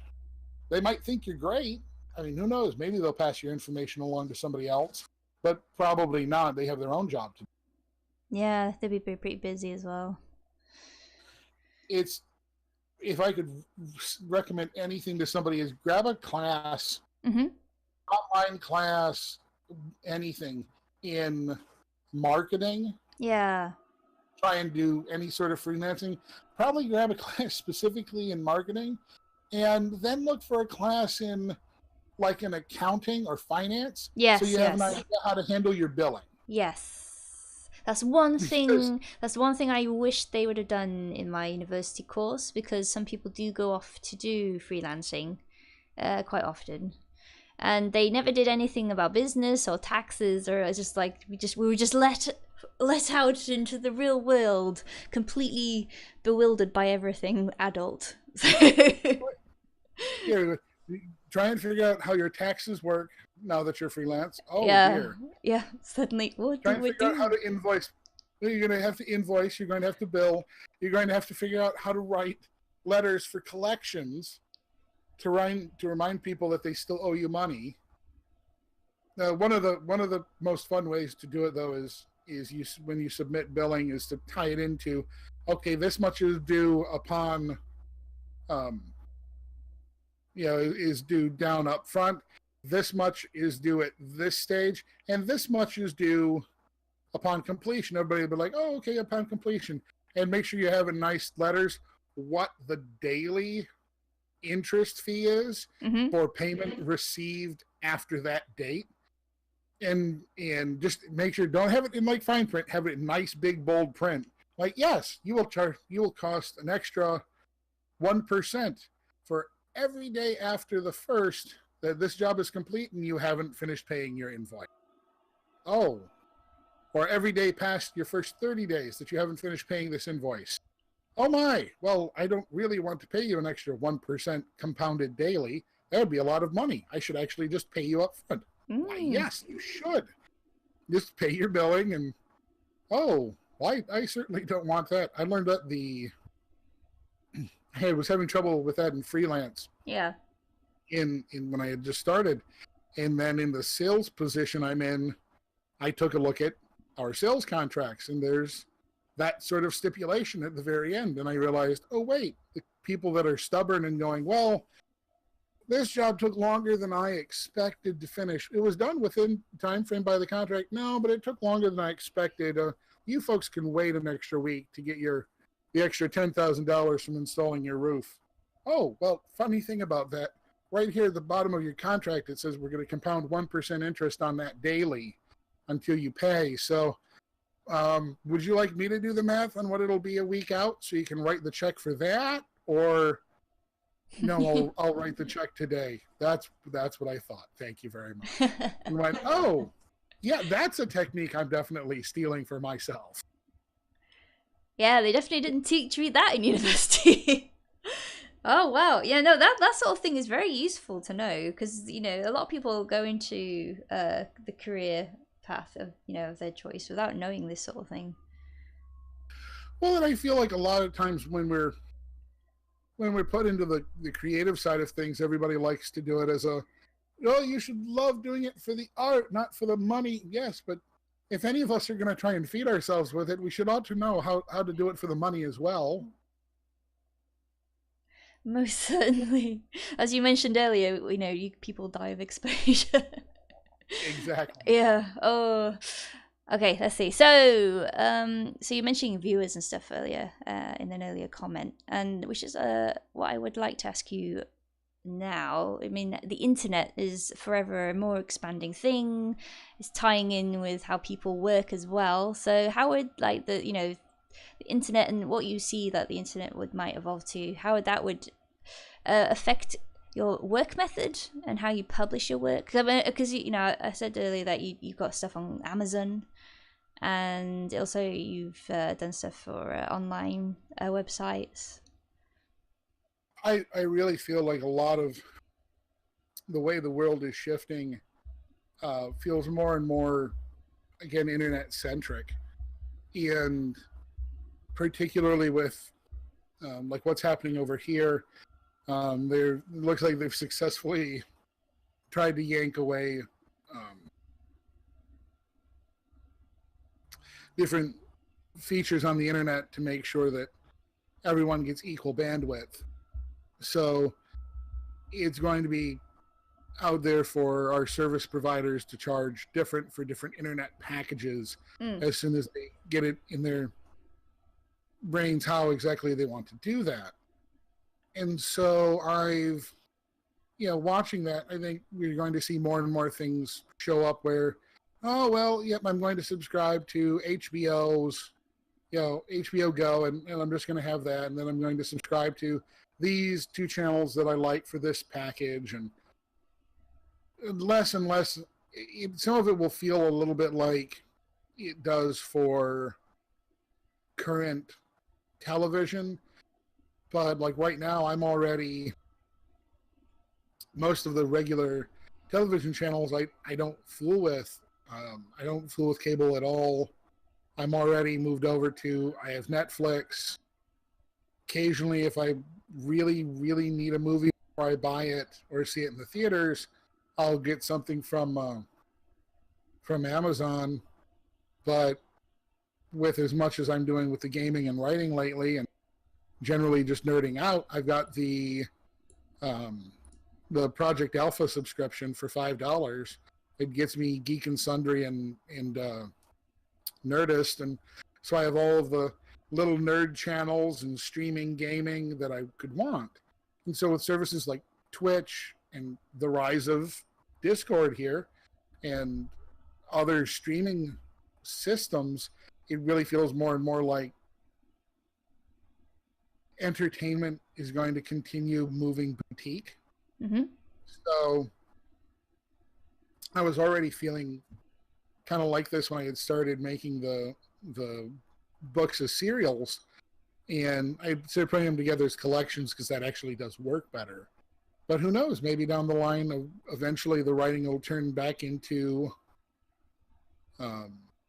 like ebook or audiobook serials distributed via streaming, and you'll end up with collaborative discords as the writing process is underway. You know, I think there's a lot of room for experimentation. I mean, we see things like speed paints being very popular, and watching folks' animation and all the different streaming gaming. And yeah, a good example, there's the largest Kickstarter ever for tabletop gaming wrapped up recently with Matt Colville. And again, that's going to be all, a large portion of that is for his streaming. So they've been live streaming him developing a pantheon of gods for his campaign setting and creating the culture that it's based around and doing all of the work and engineering and design for that. I think the more you'll see, I think you will see more and more design in boutique entertainment sort of brought to the forefront so people can see how things work. Particularly as if the tools continue to get better and better, you will continue having more and more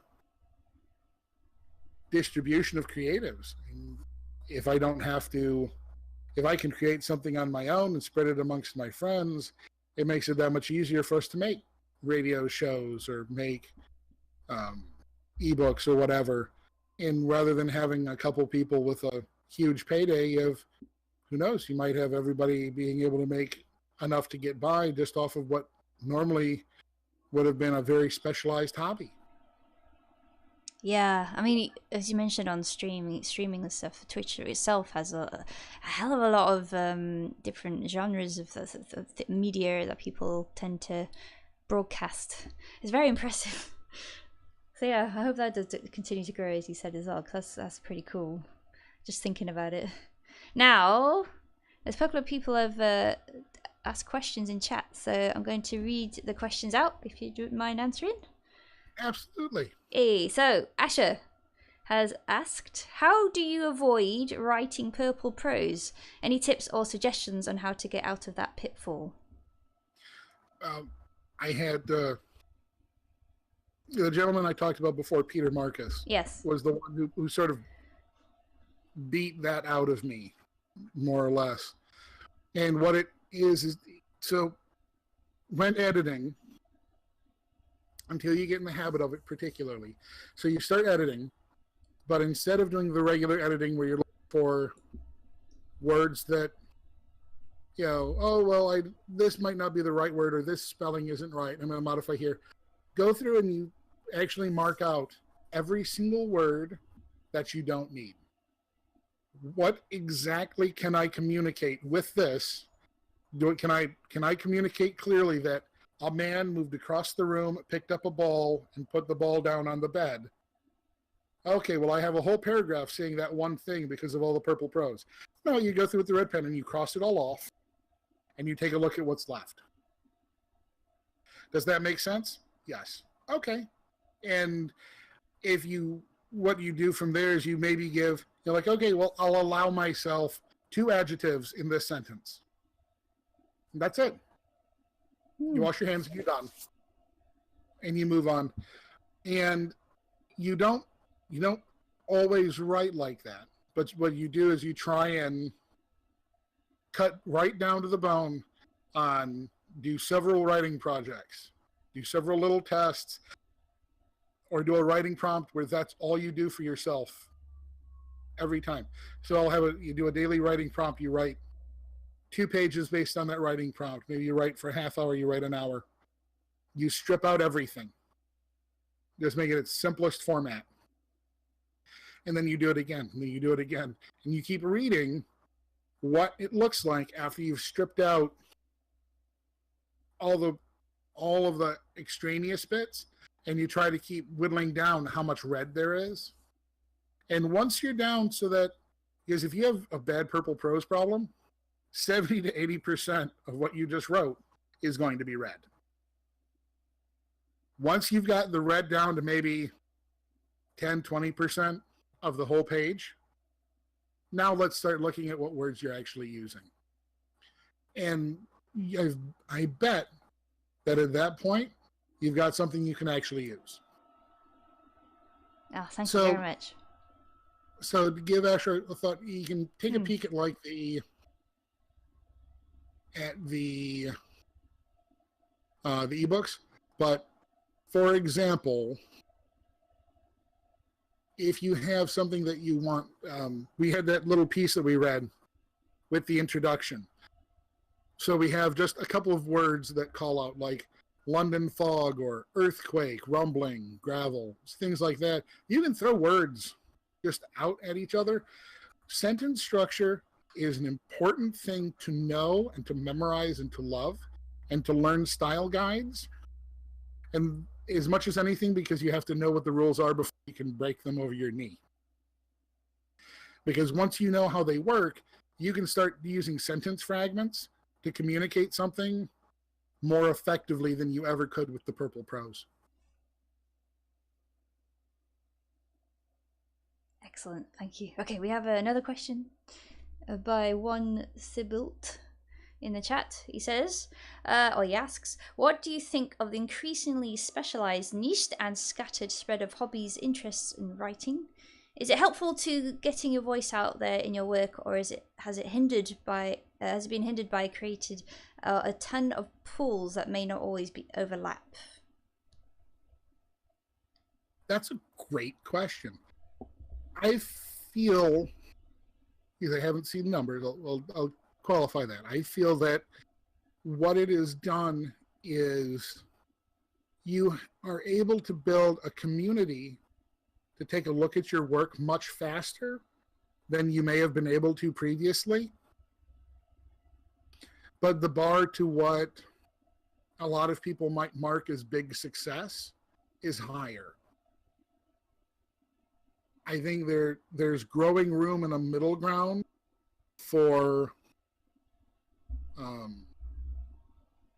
moderate success, where moderate success doesn't have to feel like you're only second best or you never made it big. I think there's plenty of room for moderate success as a attainable goal that's actually worthwhile to look at. Not everybody needs to be the next Stephen King or Patrick Rothfuss or anything like that. If you've got a dedicated following of people reading your ebooks and you can make a living and be happy and, you know, help put your kids through college and that sort of thing, I don't think there's anything really wrong with that. Hey, I can afford an apartment. I get a chance to go out to the park when I want to, and I can, you know, I don't have to stress out about paying my bills. Yay! I think that's a level of success that I hope more and more people get because of the expansion of fandoms.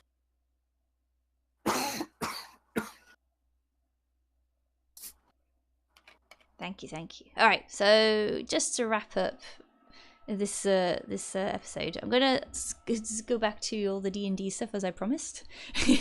So yeah, on the Discord, you have a presence in the tabletop channel, and have also written about D&D, as you've mentioned earlier about your articles. Has tabletop gaming and DMing games influenced or inspired you? Oh, absolutely. Yeah, because you also mentioned that you design games as well. I do. I have a game I'm fiddling with right now. It's a campaign setting that right now the dice mechanic looks somewhere between Cortex Prime and D&D, called Scalavar, the Dragon's Domain. And the idea is you take a normal fantasy world and, oh, look, they all fought with the dragons. Well, the dragons won. The dragons have elevated, the 7 dragons have elevated themselves to godhood. And all that's left are the other species that were sort of either recruited or awakened to help one side or the other fight. But all the humans, elves, dwarves, orcs, halflings, gnomes, they were all wiped out to a man and to a person. They're all gone. And so you have these groups of either the magical beings that were created by the humans or elves and brought to the fight with them, and they were unhappy because they were being used as slaves or cannon fodder, and the dragons freed us, yay! Now we can live as servants of the dragons, yay. And so you have a story that's a lot more about identity. And so one of the big things that I'm working on there is the ability to trade out a trait that you could roll for any time you wanted to be strong, and you can sacrifice that trait, like bravery. Okay, anytime I am being brave, anytime I'm doing a brave thing, and I'm not acting like a coward, I can use bravery. Cool. Well, but I can sacrifice a value of mine, get rid of it permanently, and gain a permanent superpower. Oh, wow. By making deals with these weird eldritch things from space, like Cthulhu type of creatures. Oh, but no. Really, it's a matter of every star in the sky is a different elder god. And so you're making different agreements with them. You're feeding them your value in return for gaining power. So now I can never be brave again. but I have fire control. Or is there like any consequences for like just sacrificing all your? Absolutely. You're giving up essentially you're giving up the things that make you human, or that make you human, in order to gain these powers to get what you want. And you start to realize, oh, that's why the world got into such a mess in the first place, because the more I'm like one of these things, the more it's like me. And so it's not right up front in the character creation, but if you were to do an advancement and you say you kept making deals with that one particular star over and over and over again, you would essentially just become that elder god on the planet. And okay, you've turned into an NPC now. Thank you very much. Guys, your party just, through making deals for power, just unleashed an elder horror on the world. Thanks, guys. Good job. That was a great session. That's amazing. So the whole, yeah, I do love gaming, and I've used character creators just to wander through and see if I made an interesting character, and then figure out what their story would be, and then go write a story about them. So tabletop has really done a lot of happy, wonderful things for me, and I'll sit there. I've got several bookcases that are just random RPGs. There's one, anytime occasionally I tutor for writing and things like that. Anytime somebody asks about teaching improv acting, because once upon a time I did a little bit of acting theaters and stuff. Yeah. Anytime somebody talks about improv acting, I break out a game that you can find on like Drive Through RPG called The Bite. Okay. And The Bite is like 12 cards, 13 cards. Yeah. And all The Bite is you have two hands. One of you was bitten by a zombie and is going to turn into a zombie. And neither one of you knows who it is. Oh. There's a revolver on one of the cards between you. Yeah. And you keep playing cards out of your hand to ask the other person a question. And you're like asking them about their family before the apocalypse started. Or who was the first person you saw get turned into a zombie and what happened? Or have you had to kill a human that hadn't already turned before? And it has this very dark sort of communication back and forth, and you have to build these two characters just in talking to each other. And the person who actually got the bite, there is a card just called The Bite in their hand. Ah. And so if you don't see the bite in your hand, you've got a pretty good idea that the other person's the zombie. But in talking back and forth, you're deciding whether or not you feel it's right to shoot them. Oh, that's interesting. Maybe the person that's the zombie, after talking for a while, they choose to shoot themselves rather than endanger the other person. Oh. Maybe the person that is the zombie has been going long enough and talking back and forth, and they realize they don't care for this other person, and their character is awful selfish, so they just destroy the pistol so that no one can use it. And so that they'll be forced to turn into a zombie and bite the other guy by the end. There's a lot of interplay between your characters, with the whole idea being you can technically reach for the gun at any point, but the whole interesting part of it is what story do the two of you build, and what does this mean as you create these characters on the fly? Who reaches for the gun and what they do with it? That is very interesting. I'm going to have a look at that. So there's yeah. So there's cards sitting in the middle, and one's the discard. Mm-hmm. So that you're playing which card you're playing and the question being asked. Mm. One card is the revolver, and one card is this. It's just a card with an X on it. So that if you both understand how the game is played and the subject matter and whatnot, but if one person starts going down a path that's just too creepy or emotionally stressful for the other person, all they have to do is tap on the X card, that question, and that line of conversation ends. Mm. So that, okay, we know we're dipping into some pretty dark conversation here. I really don't want to, hit any particularly nasty triggers for you. Here's the card. We're going to hit the card. We're just going to move on. Point taken. So there's a lot of really interesting stuff out there. Mm. In as far as the indie games go, there's a game out there called Sufficiently Advanced that has interdimensional time traveling, basically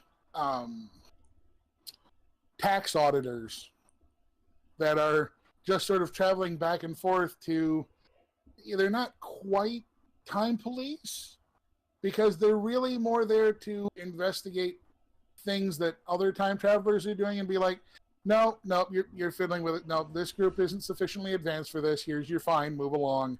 We're going to correct it to the state it was. Thank you. It's sort of if Doctor Who was enforcing the Prime Directive for Star Trek. And you're like, who came up with this? This is brilliant and hilarious and silly, but smart. There's a game that one of the most recent ones I just snatched up in a PDF format is called Moto Bushido. Mm-hmm. And you have a samurai biker gang. And the entire point of the samurai biker gang is you're living by the code of Bushido as you're motorcycling.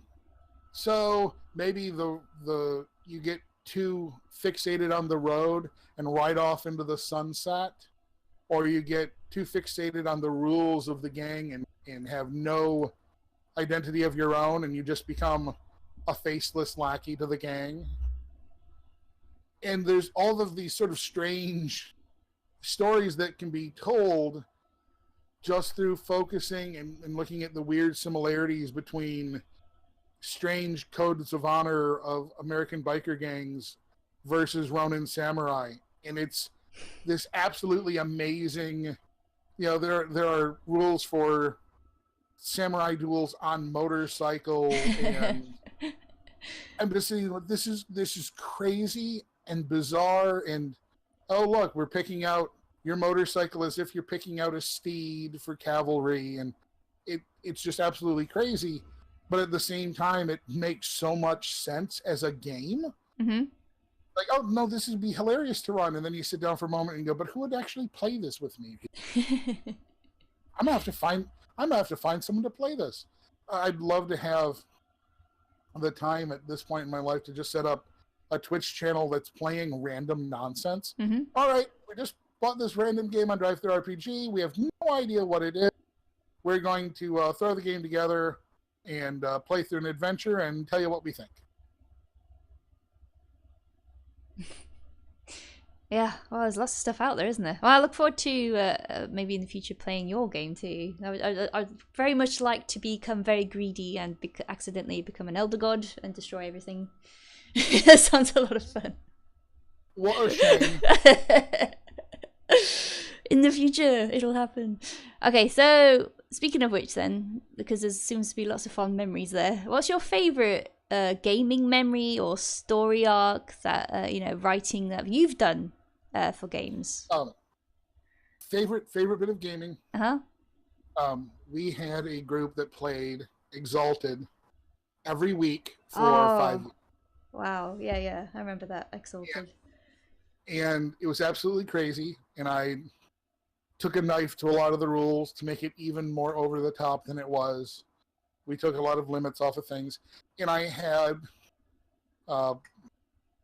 my wife and our two best friends were the ones playing in it, and so I went in thinking, oh, this will be sort of standard game, and oh look, and after character creation was done, and I realized what had been made, I was just looking around, laughing to myself, because my friend Craig went in and took a Zenith-cased character, but then for all of their other skills, preferred skills, they took the entire Twilight-cased. I'm looking at him, and he's like, I'm Batman. I'm like, okay, well, wait, but... And I stop and I'm like, oh, no, that's why it's Twilight.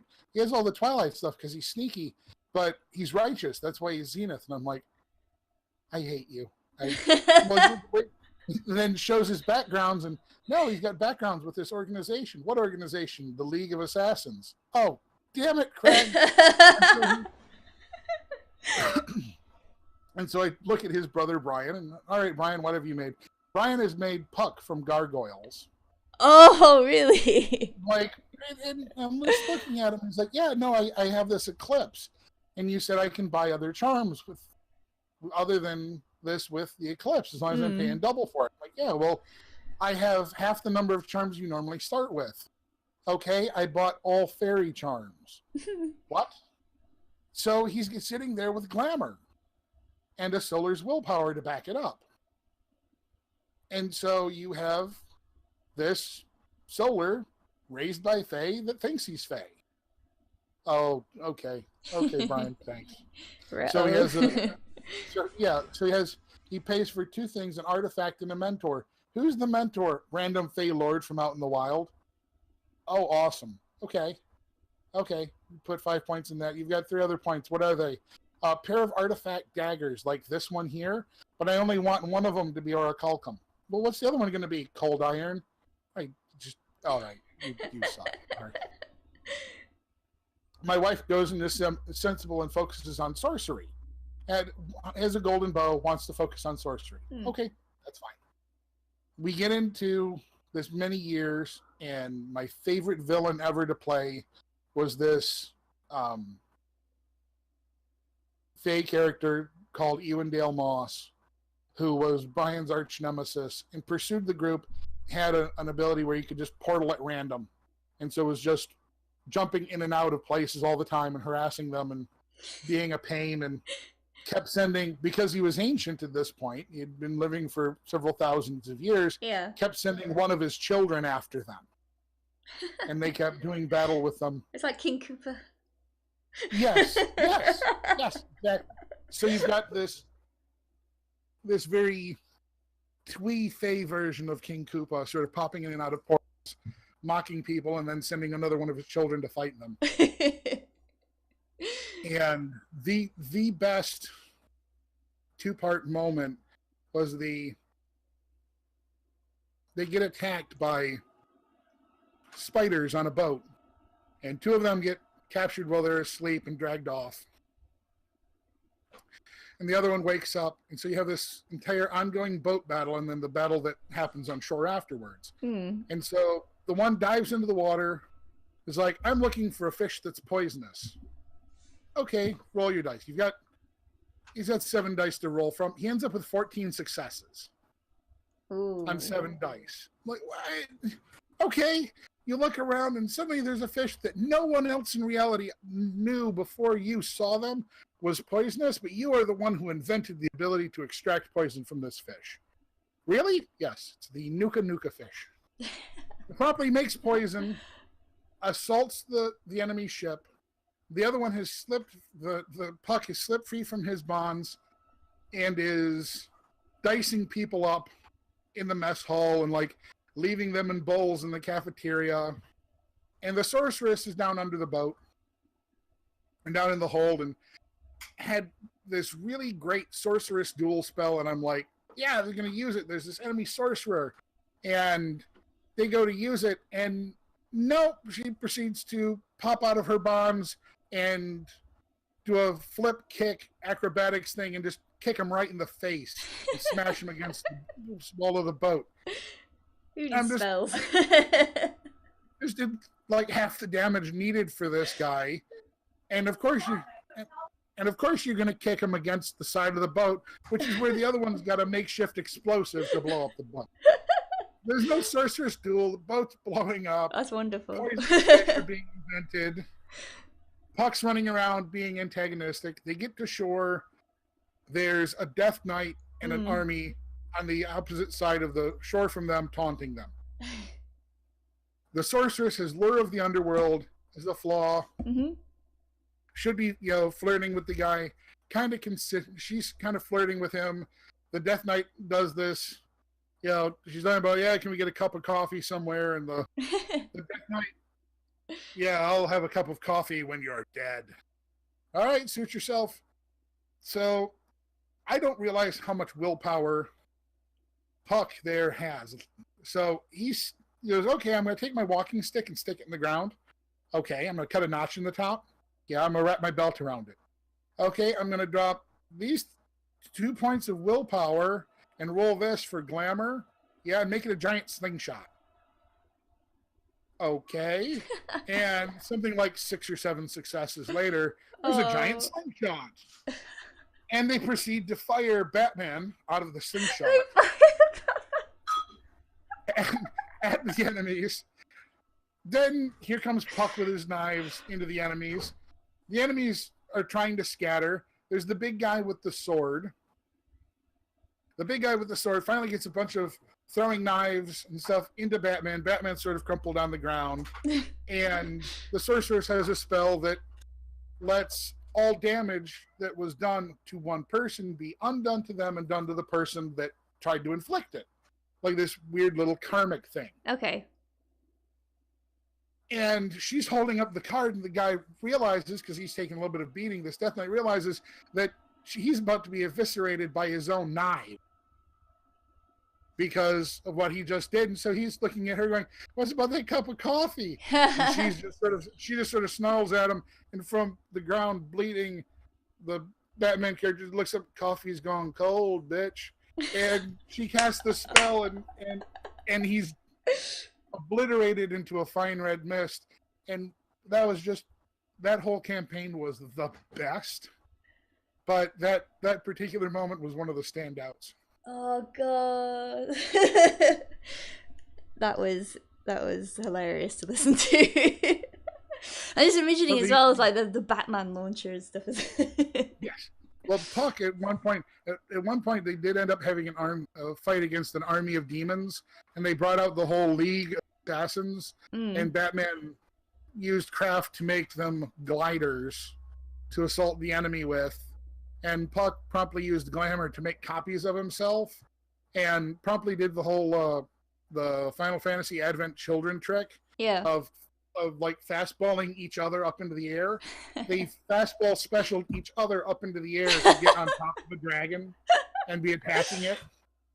And towards the end, two of them did the fusion dance to combine their essence into casting a giant portal underneath the main villain's mobile fortress and drop it out into the middle of hell knows where in the wild. So there's a giant glacier somewhere still in the wild somewhere that's grown legs and is gradually making its way back to reality. But who knows where. Oh. So you've had lots of fun moments like this, but is there any moments that have really like affected you in a meaningful way, like emotionally? Because I know like a lot of games can become quite emotional and as people become very involved with the story. Interestingly enough, the second Exalted campaign we ran, we ran one that was more sort of Norwegian themed, and we had the character who was playing Puck, who was always very good at silly, ended up having a character. We ended up making a class. He had a character that was ghost-blooded, so like half dead. Okay. And I had written rules to sort of amp up some of the half-blooded characters, and he was basically like a Viking version of the Crow. Oh, gotcha. So really kind of cool. And his whole problem was that his tribe of people had been wiped out, and he was the last one, and he was mostly, he thinks he was found mostly dead. He was dead, and then sort of woke up, as his heritage is being not dead. And he's been working with everyone and finds out about this Fey freehold where the Fey Lord that had killed everyone was. And they go walking towards it, and there's a couple silly moments on their way to fight these guys. They had these giant like dire wolf riding Fey cataphracts, and he ended up knocking the cataphract off of his mount and beat the guy to death with his mount, and then beat the mount to death with the guy, just grabbing them by the legs and like beating them into each other. And that's kind of funny, but you're seeing more and more that this character is getting grimmer and grimmer at the idea of these are the people that killed my people. He gets into the fight, and the Fey Lord, who's kind of been, you're finding more and more as you're getting in here, he's been beset up by forces on all sides. There's a demon incursion. There's all this other stuff happening.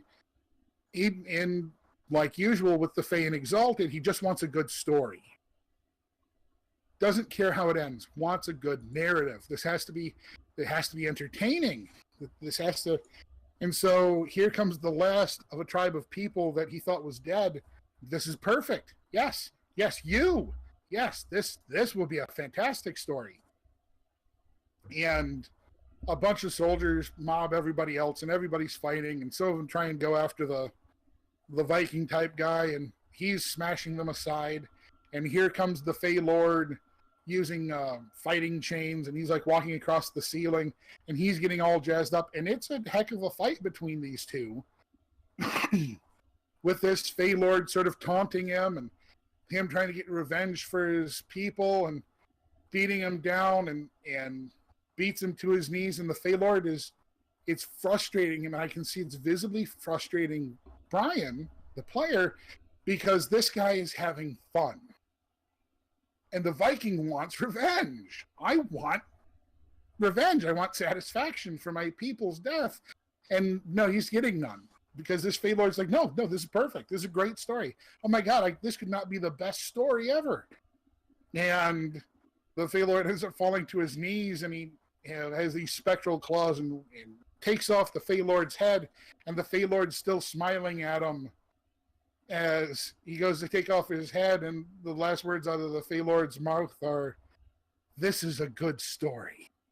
And he takes off his head, and they wrap up, and Brian walks outside and just sort of screamed like, no, this is not sufficient for this Viking dude. This is the most frustrating death ever. Oh, wow. It was pretty intense that he's gotten this revenge, but revenge and hubris is all part of the, hubris sucks for exalted characters. Yeah, I'm strong and I can go beat the snot out of somebody and take what I want. Well, that's not always emotionally fulfilling. Mm-hmm. And so he goes out and he just screams. He's very frustrated for his character.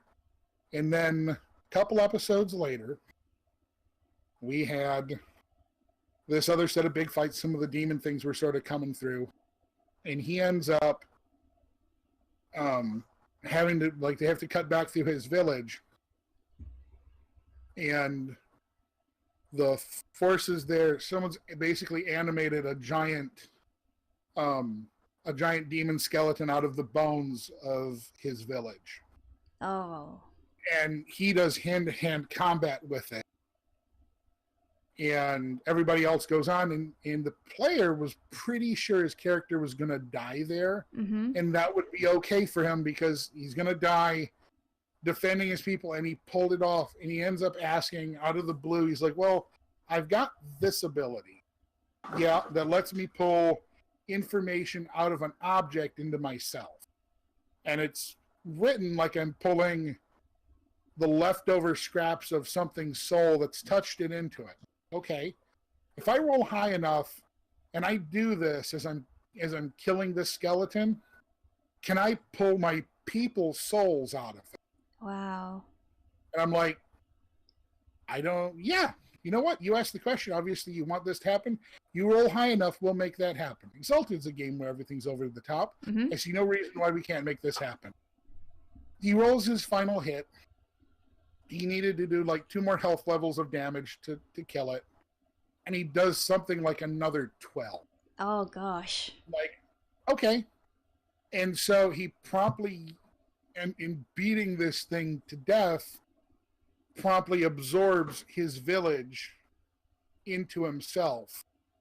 And I took a second and acted out the elders of his tribe going through the ritual that would have made him officially an honor guard warrior of the tribe. Oh. Which is one of the things that he had failed to accomplish before the village was wiped out. And it just come up in conversation. He had just sort of filled that in his backstory. Mm. So they go through the ceremony and do this. Now you are the guardian of the tribe. And that was it. Oh. And everybody else does their thing. And Brian's just quiet, goes out, has a cigarette. And there's just, come back in and we all sort of sit and quiet. And there's sort of a tear like that was it. That was the proper ending. Mm. Yeah, vengeance doesn't work. Here you go. And that was good. That was, I think, the best we ever had. We had close when Ewendale Moss died. Mm. Was impactful for about half the table. The other half just hated him and wanted him dead. but I think Vidaj Ravenari and him absorbing his clan as a ghost-blooded was, I think we elevated him to fully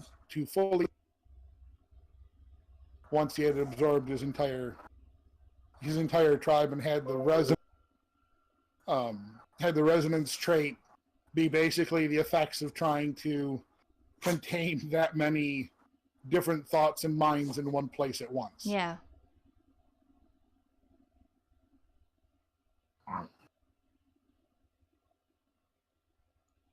All right. I think that does it. I don't think there's a. Oh, you're breaking up slightly. Oh, sorry. I don't think I have a single thing that tops that one. I think that was about the best. Yeah, I mean that's like a full like character arc, all completed neatly as well. That's very impressive. Well, wherever possible, I try to build. I mean, if somebody expresses like, "Oh, hey, I'd like to do this thing," I always try and remember these things and try and sneak them in.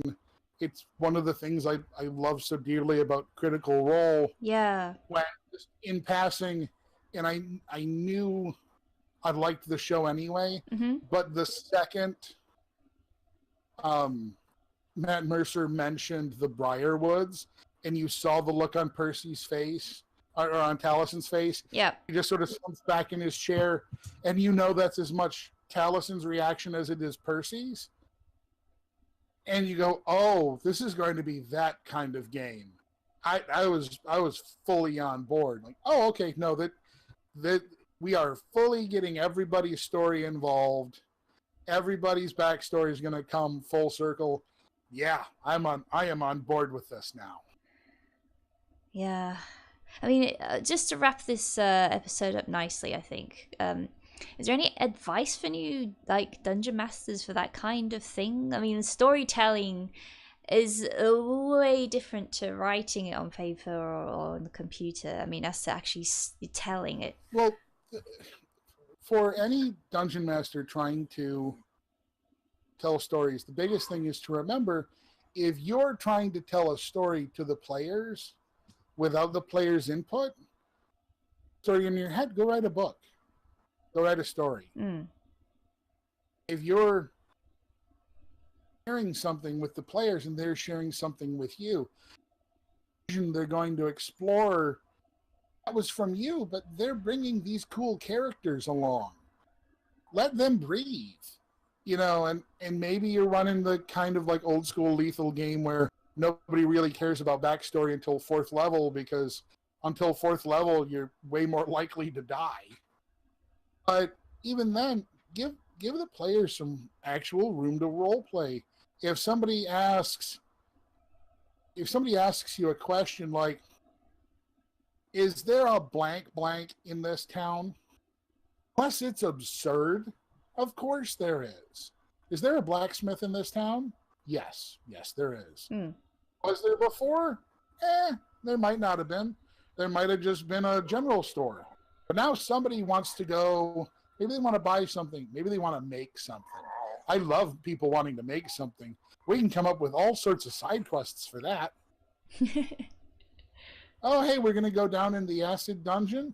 Well, you're going to have to come up with something more creative than just kicking everyone into the acid. You're going to need those dragon scales. Oh, crap. There's lots of little things you can do. You have to just listen. It's like, I laugh because I always made fun of teachers that said it. We have 2 ears and 1 mouth. Listen twice as much as you talk.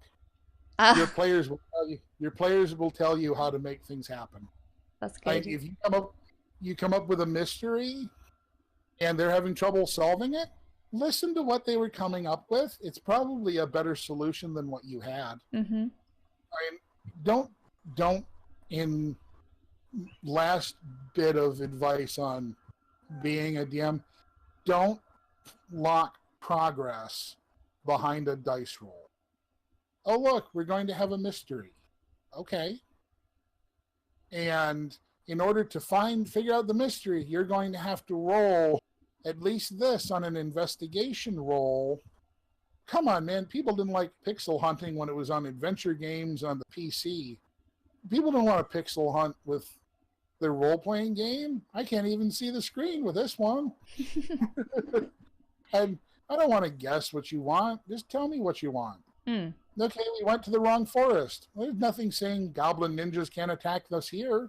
The goblin ninjas, don't set up your goblin ninjas to only attack when they go to that specific place down a certain alley. Just set up, 2 encounters from now, you'll be attacked by goblin ninjas.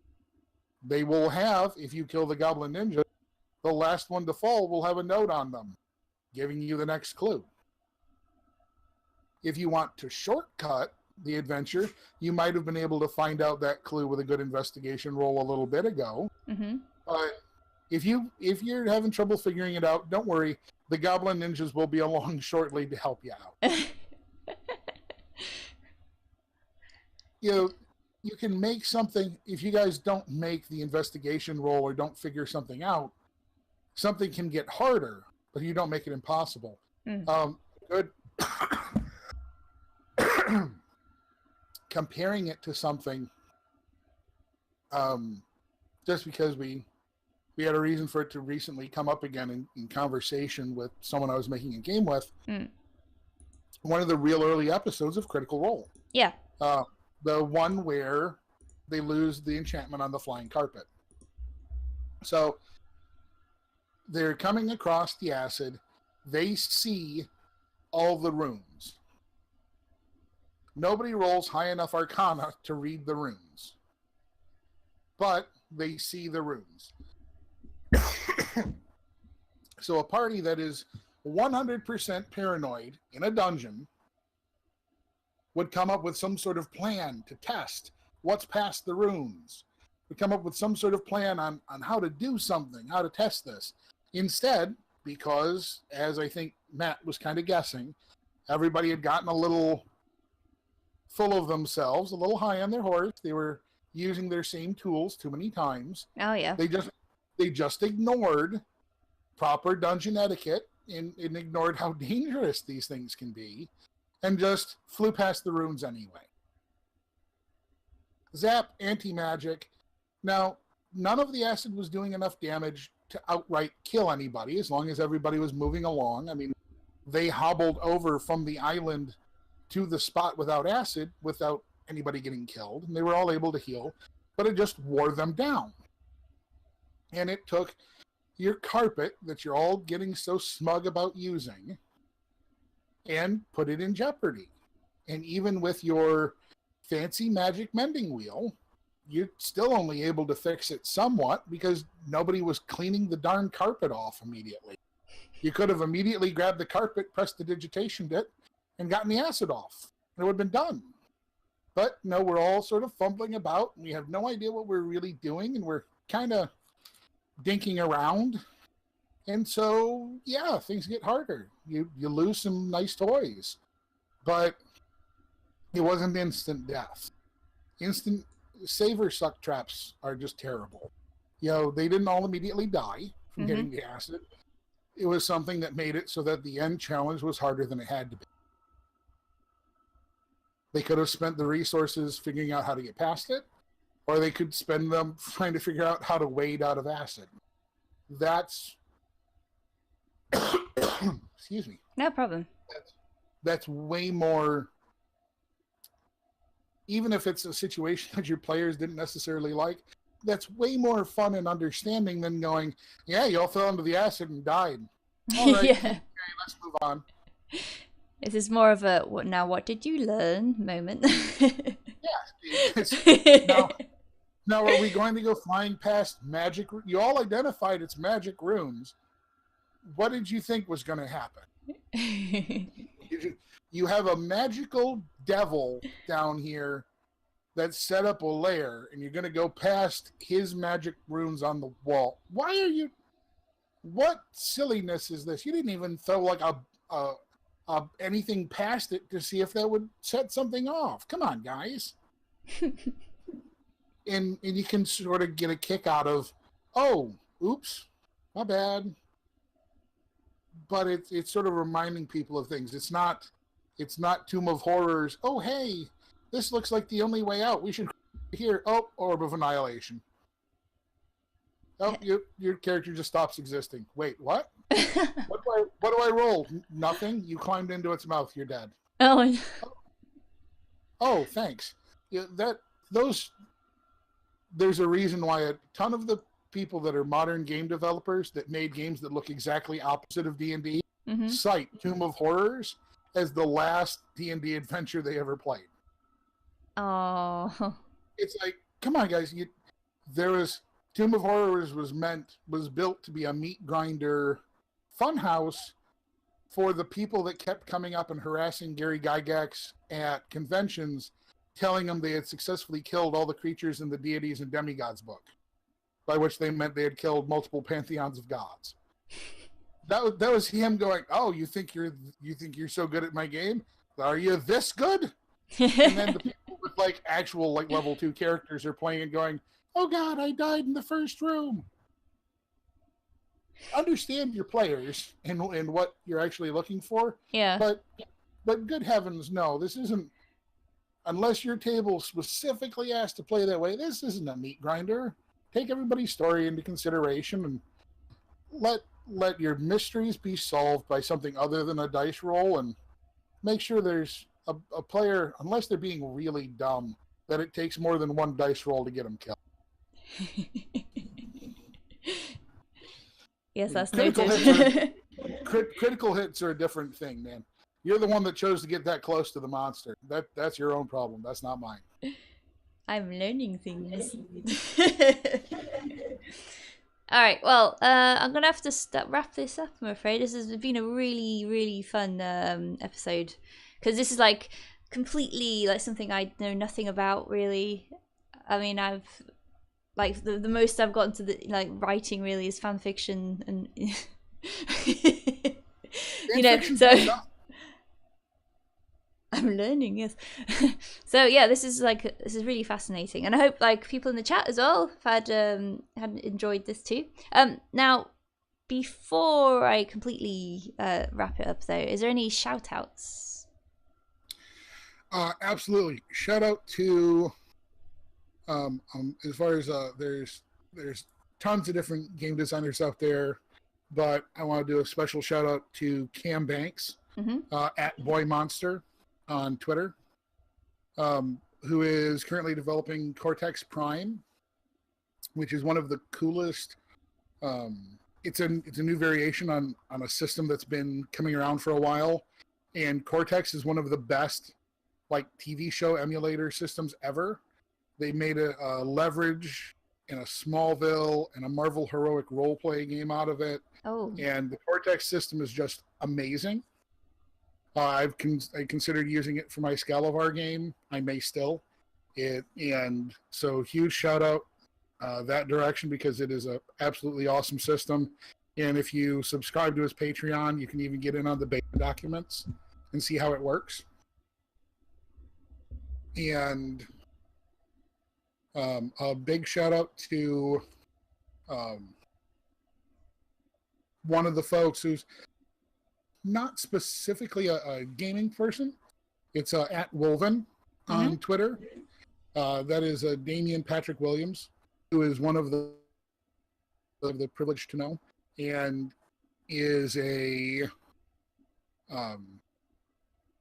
incredible academic source for philosophy and religious studies and the occult and all of this other great stuff, and how all of this interacts with concepts about artificial intelligence. Because if you want to talk about how things work and how people work and how they can work and how all this stuff interacts with each other, like being a writer or being a DM or a designer, it's all about figuring out how the little gears all work together. And so philosophy is just fascinating and will help you in so many ways. And one of the best philosophers I can think of to follow right now is Wolven.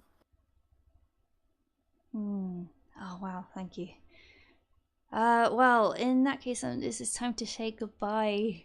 And once again, really, it's been a pleasure. It's been a pleasure, sir. Well, it's been a ton of fun. Thank you so much for having me. Yay! And I look forward to more like your work shares on the Discord as well. Absolutely. By all means, I will definitely be in and out of the Whibs zone. It's been a lot of fun. Thank you. Okay, I'm sadly gonna have to mute you now. Bye bye. Bye now. Bye. Hooray! Oh, that was really good. That was fun. Hey, okay, so thank you also in chat for everyone who's watching, and thank you very much, Mods, too, for helping me with the questions and stuff. I'm like far too busy like looking at everything at the same time. So thank you.